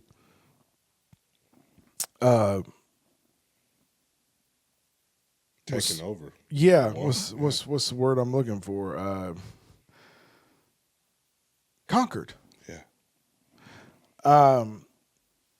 As a tool to be used, as a, you know what I mean? Somebody who sees you as nothing but a means to an end. Something to be harvested dry and then cast aside. Has designed a system that is draining all of the life force out of you and detaching you from your ability to connect to the God within you. Because greater is he that is in you. Mm-hmm. And so as I thought about this on the way over, and I sat with, and I just purposely didn't listen to anything. I didn't have a podcast going. I didn't have any music on. I wasn't on the phone. I just sat with this and I was prayerful, and it was just 15 minutes. One after another, the scripture started flooding in to show me this in the word. And the first one was, I think it's Matthew 6. Teach us to pray like John's disciples pray. And Jesus launches into this whole thing. When you fast, when you give. Then he gets to when you pray. So right away, he starts them at, you're going to need to quiet and produce when you fast and when you give.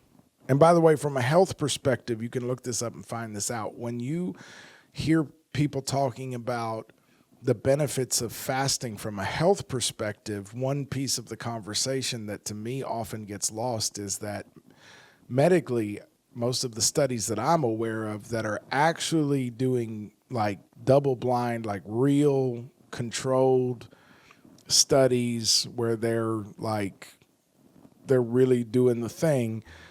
They have a definition of fasting. That's one thing about science. Everything has to have a definition. Right. And the definition of fasting that I'm aware of is that you're not taking anything in, usually except for water, but that you're not ingesting anything. So the analogy to default mode network is pretty clear. You're not taking anything in, and you are at rest. That's the piece that I think most of us miss. You will lose weight, for instance, if you fast and go about your business. But one thing that's been shown is that you will lose weight indiscriminately. So you'll lose lean body mass, you'll lose all kinds of stuff because your body has to do what it has to do to keep you functioning. Yeah. But when you don't ingest and you rest, now your body, your metabolism can decide what to. Come on. And it will burn those visceral fat stores and all that. Come on. And once it's gotten rid of the glycogen that's in your system, it'll burn through those things that you're really wanting to get rid of, and it'll leave the stuff you need on the table because you're not using it. So when you read about the medical benefits of fasting, please pay attention to the fact that they're assuming you are A, not taking anything probably but water in, and B, you are at rest. And so as I thought about this, and I thought about Jesus saying, when you fast, when you give, as his preface to when you pray. Then he says, when you pray, don't do it like religious people do it to be seen by other people. But you, when you pray, go into your inner room, close the door, and pray in secret. And your Father who sees in secret will hear you and reward you. Okay. So we've been talking a lot at our church about altars and about how altars are structures that facilitate specific outcomes based on agreements that can be formed there. Mm-hmm. So in our lives, altars are not usually made out of wood and stone now. They're usually structures in our life that facilitate certain outcomes, whether we understand them or not, based on things that we believe to be true about the world. Mm-hmm. But a default mode network is a structure in the brain that facilitates all of these incredible, creative, discerning faculties of the mind that come online when we are what? Not taking anything in, and we are at rest. We are bored. It's no different than fasting. Fasting is unpleasant. It's not supposed to be pleasant. It's supposed to be helpful, productive, fruitful. Same with this boredom thing. So I'm thinking about this, and I'm thinking about how Jesus says, go into your inner room, close the door, and your Father who sees in secret. Okay. The inner room, we've talked about this in our church. The inner room of a person is in here. This is your... Yeah. You need to close the door on the noise. And what I'm about to say is going to be hard for religious people to hear. And we're at Elijah, because I know this one's long. I don't know how long, but I know it's long.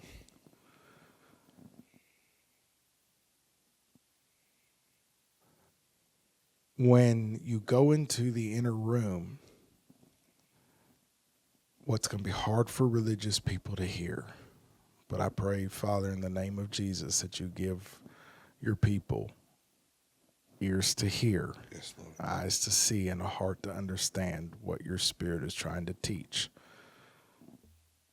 If you have a knee-jerk reaction to what I'm about to say, please do me the honor or give me the benefit of the doubt to the extent that you just at least throw a flag on the play and interrogate the reaction before you decide that the reaction is based in biblical truth, that you're having a reaction because I'm a heretic or whatever.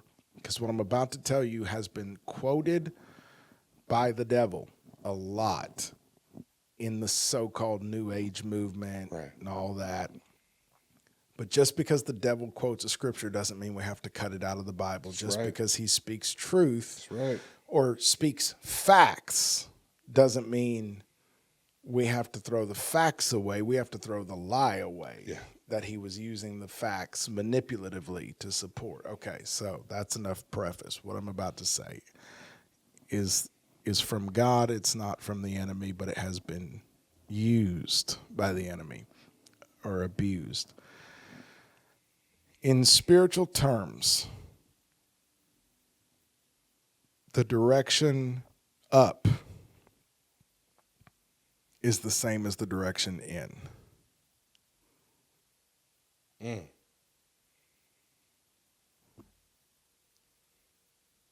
So, because in the matrix of sin and death, or what has been called the knowledge of good and evil operating system by John St. Julian,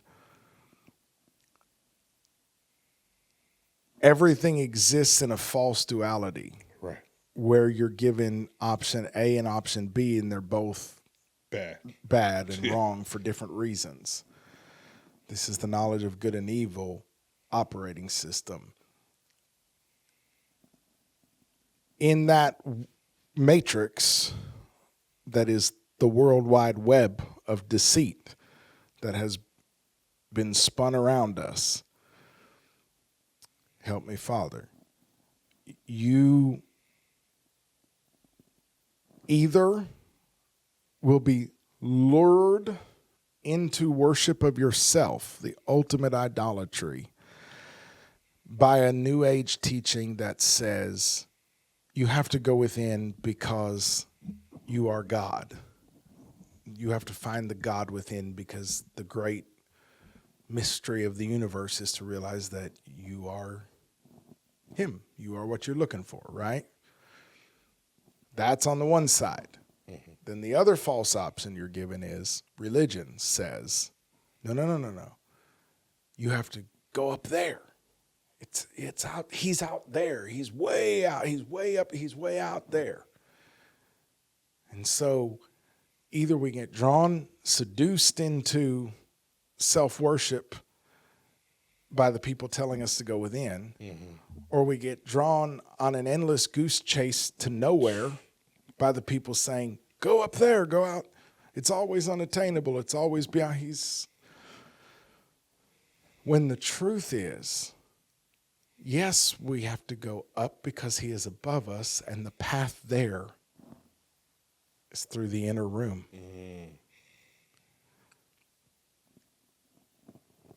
Be a Berean. Take what I'm saying to the word. It doesn't say greater that is He that is above you.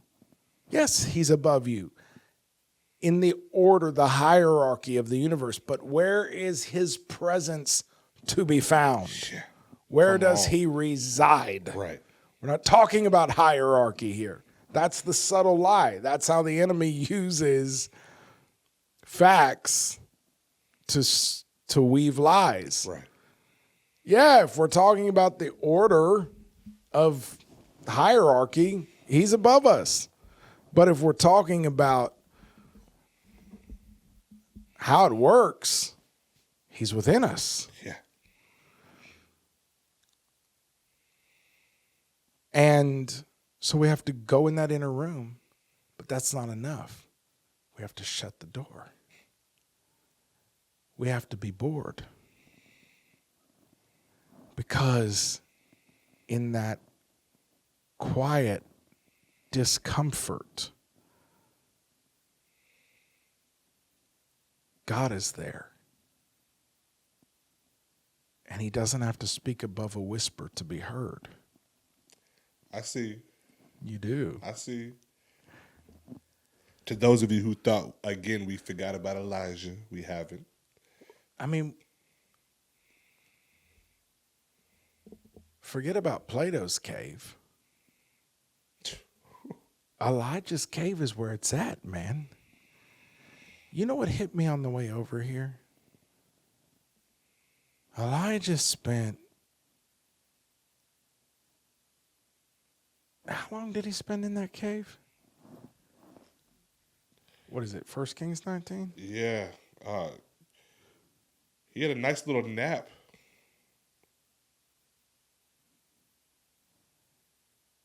And he came to a cave, verse 9, and lodged there. You got it? I'm pulling it up. And behold, the word of Jehovah came to him and said, what are you doing here, Elijah? And he said, all the stuff he said. I'm the only one. I've been zealous. I alone am left. They seek my life. Yeah, he was there for about a day or one night, give or take. Yeah, 1 Kings 19. Starting at verse 9. Yeah, he stayed all night.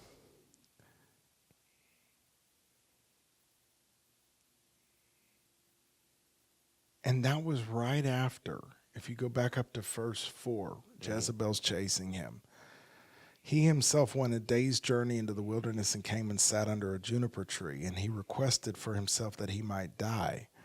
He said, it is enough now, O Jehovah, take my life, for I am not better than my fathers. He lay down and slept under a juniper tree. Behold, there was an angel touching him, and he said, arise, eat. Then he looked, and behold, there was at his head a bread cake baked on hot stones in a jar of water. So he ate and drank and lay down again. The angel of Jehovah came again a second time and touched him and said, arise, eat, because the journey is too great for you. So he arose and ate and drank and went in the strength of that food 40 days and 40 nights. He fasted on 2 meals of bread and water to Horeb, the mountain of God. Mm-hmm. And that's where he came to a cave. Yeah. At the end of a 40-day and 40-night fast on only 2 meals of bread and water, after running from Jezebel, after killing 400 prophets of Baal on a mountainside and running ahead of Ahab's chariot. And at the end of all of that, he gets to the mountain of God and comes and lodges there. So I don't know what that means, spends the night or whatever.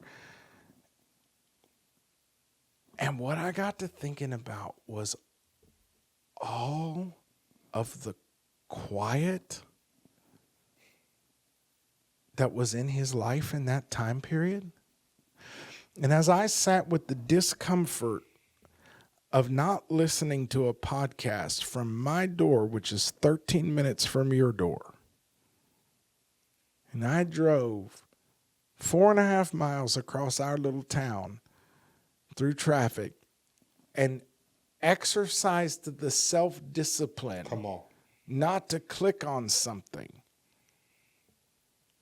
And the scriptures came rushing in, Jesus saying, go into the inner room, shut the door,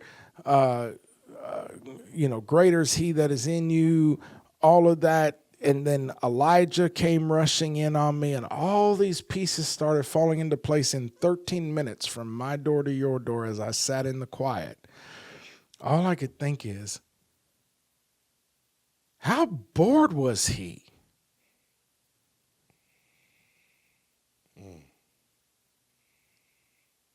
He had nobody with him, nothing to eat, nothing to drink, just him and the desert, the wilderness, and God and the devil. Sleeping under a juniper tree, lodging in a cave,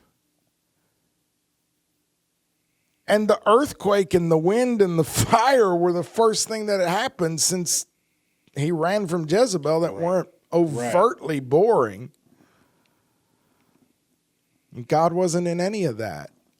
Hold on. Which is interesting because what he just executed on the mountain, God was definitely in the fire. Definitely.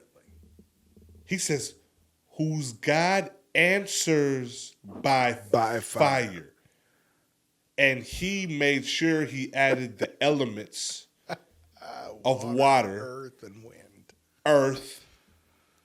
And so it would have been very easy for him to be so consumed with these elements coming into play, like, oh, I've seen this before. This is how God elemental worship, like everybody around him. This is how God answers. This is how God is going to comfort me. And isn't it just like God to have you revisit all the familiarity, all the ways. The fire was me, but I'm not the fire. Not the fire.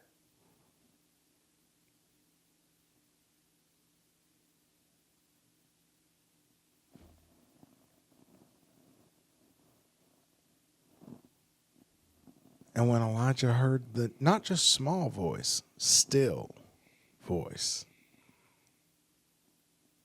he went out and stood in front of the cave, wrapped his mantle around his face.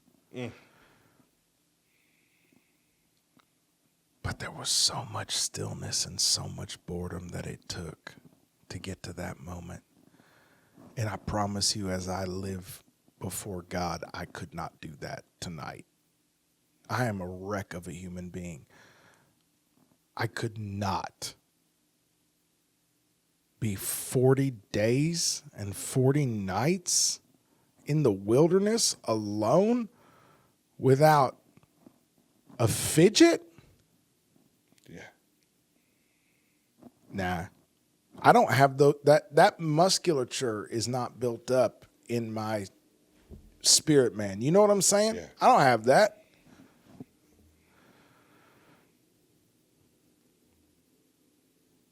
I got to thinking about all the times that Jesus withdrew. He didn't have anything to scroll on. Except an actual scroll if he wanted to.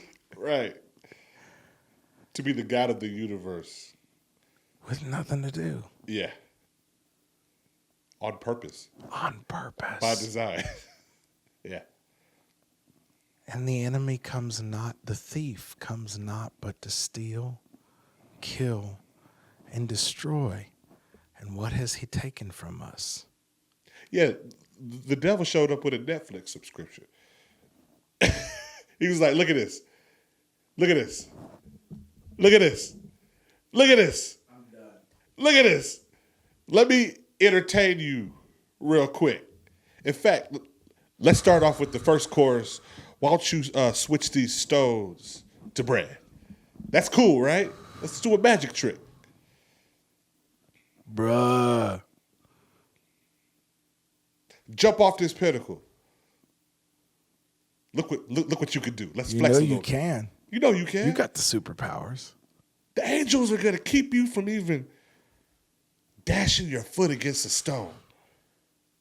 And then he says, I'm going to show you all of the kingdoms of the world. He says, let me interrupt your regular scheduled programming of stillness with your Father. Let me interrupt it.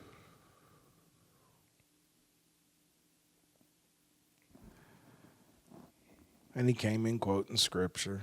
Yeah. And so we get in a pocket of stillness now. And we've been trained to believe that boredom is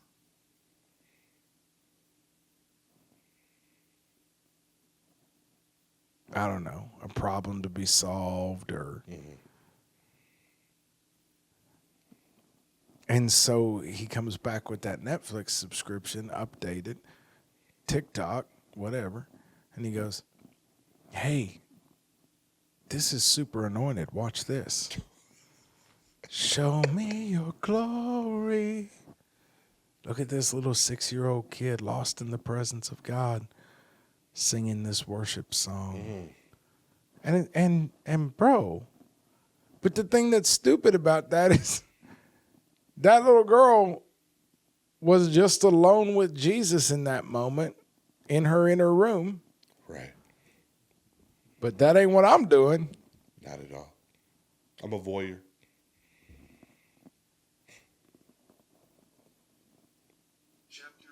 Whoa. Now. Bro, we live in a day and age where your Bible just start talking at you. Right. Here we go.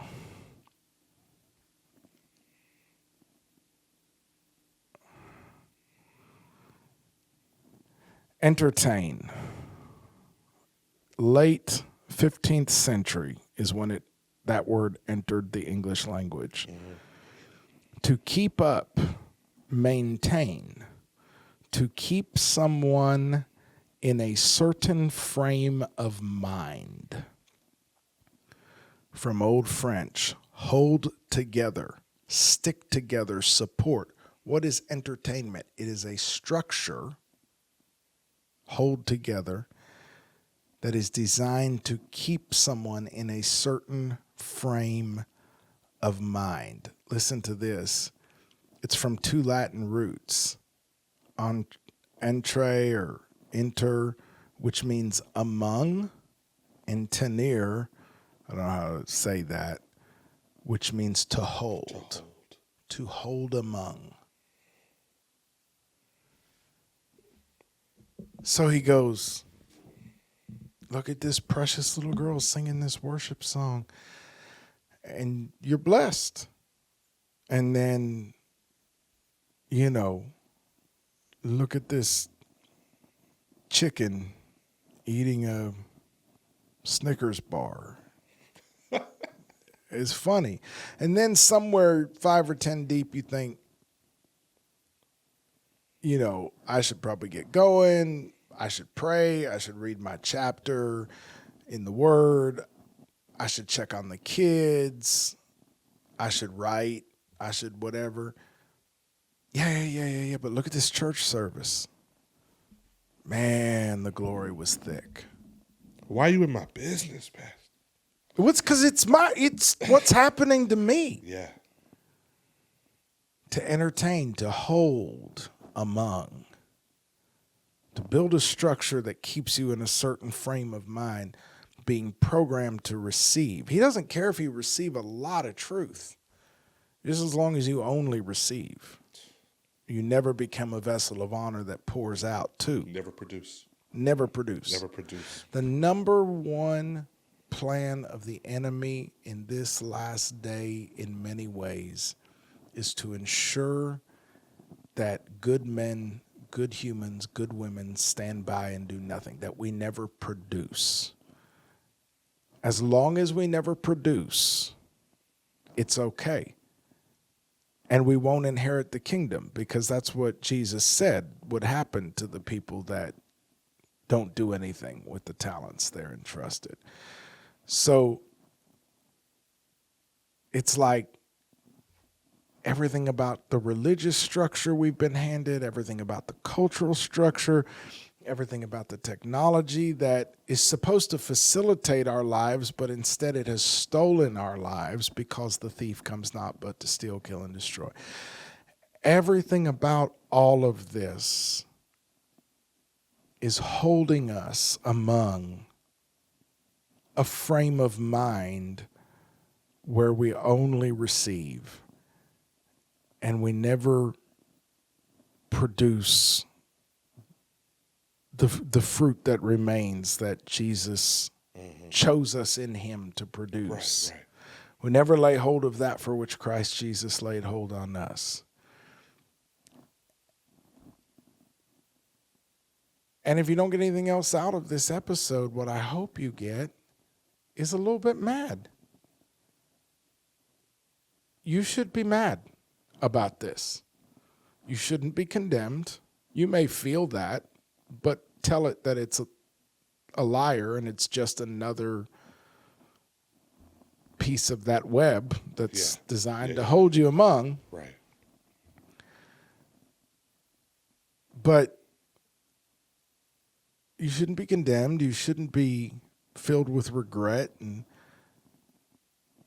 But you should be a little bit mad. This is wrong. And you should want to find you back in the garden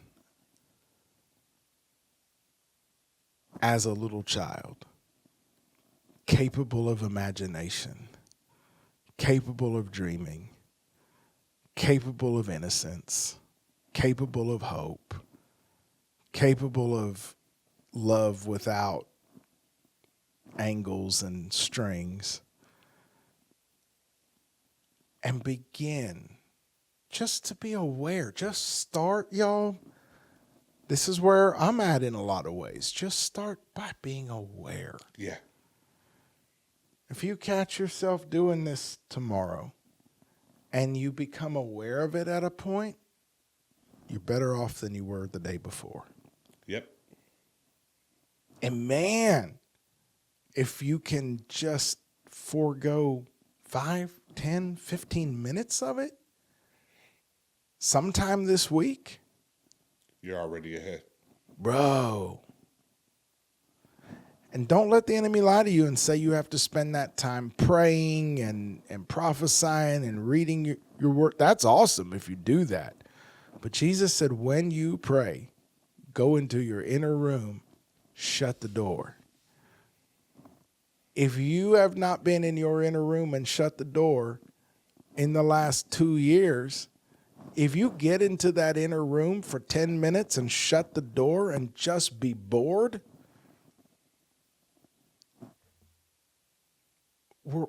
we're taking back what the enemy stole. Yes.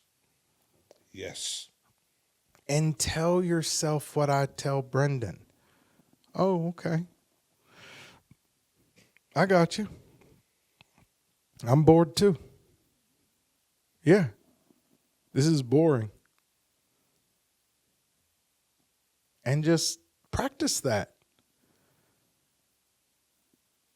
Because I will keep him in perfect peace. He will keep them in perfect peace, whose mind,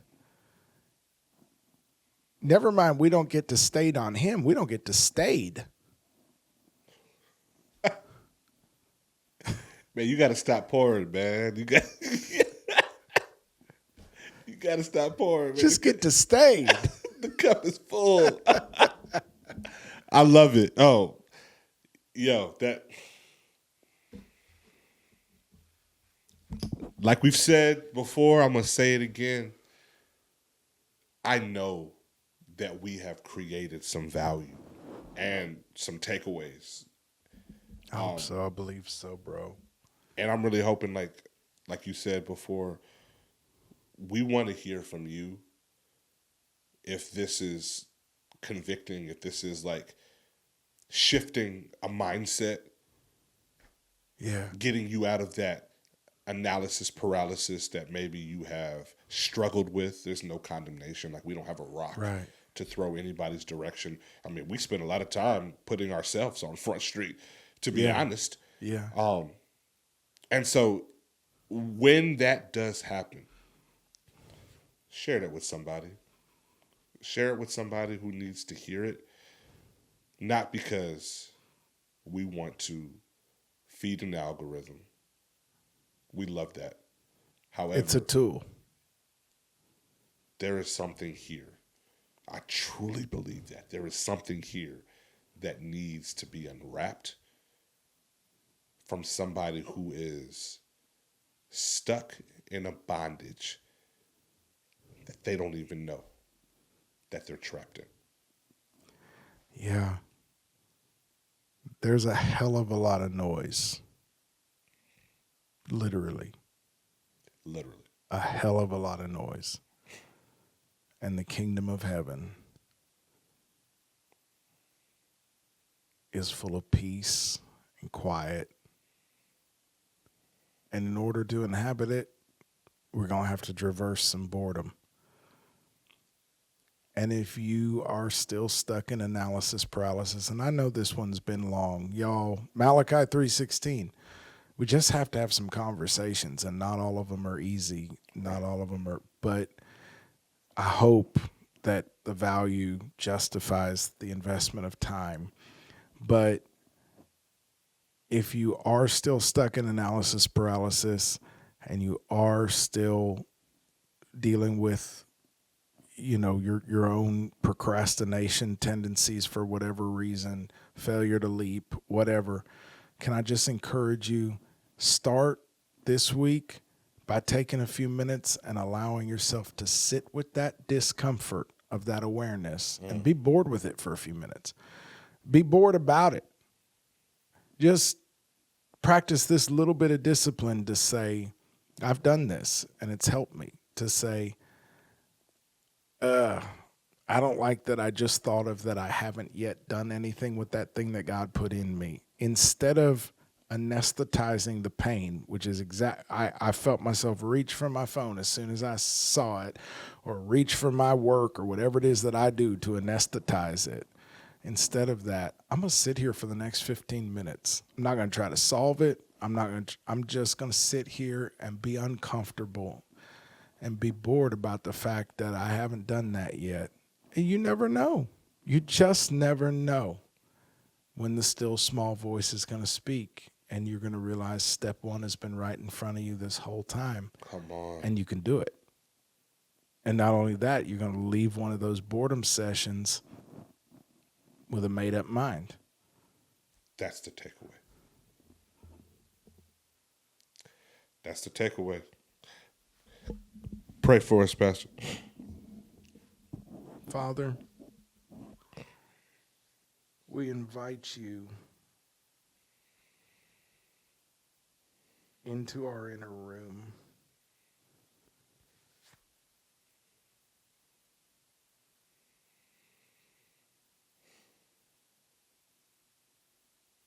Where we're going to practice giving you the courtesy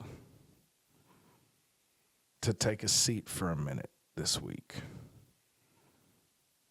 If you can find the time to be there,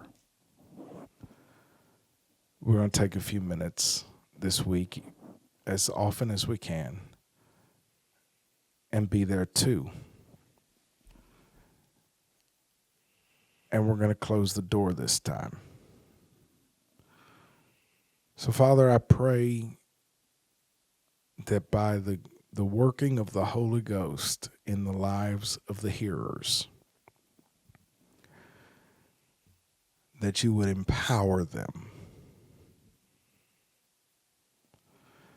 supernaturally, empower them by your Spirit, by the literal anointing, the blessing of their head with the oil of joy.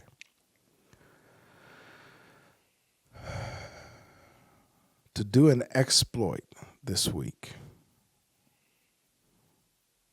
Daniel 12:4, 12:6, whatever it is, that in the last day knowledge will increase. People will run to and fro.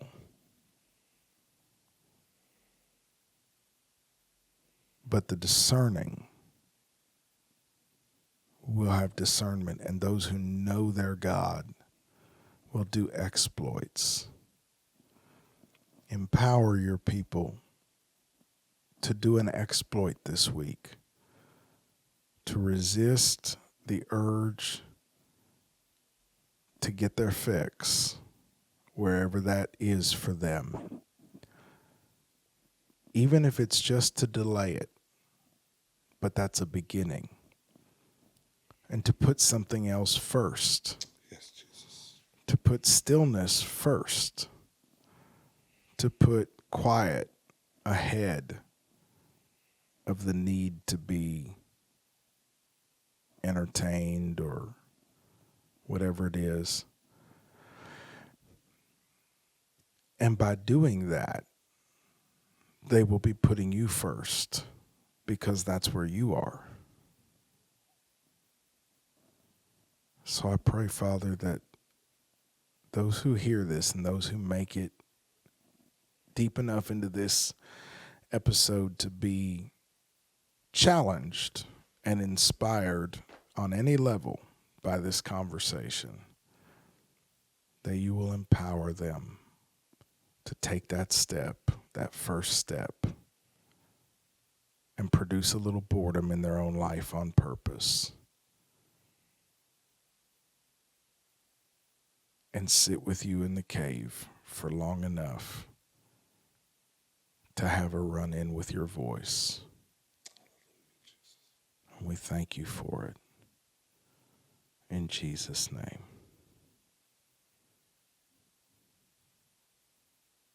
Amen. We love you. Yes, we do. Until next time.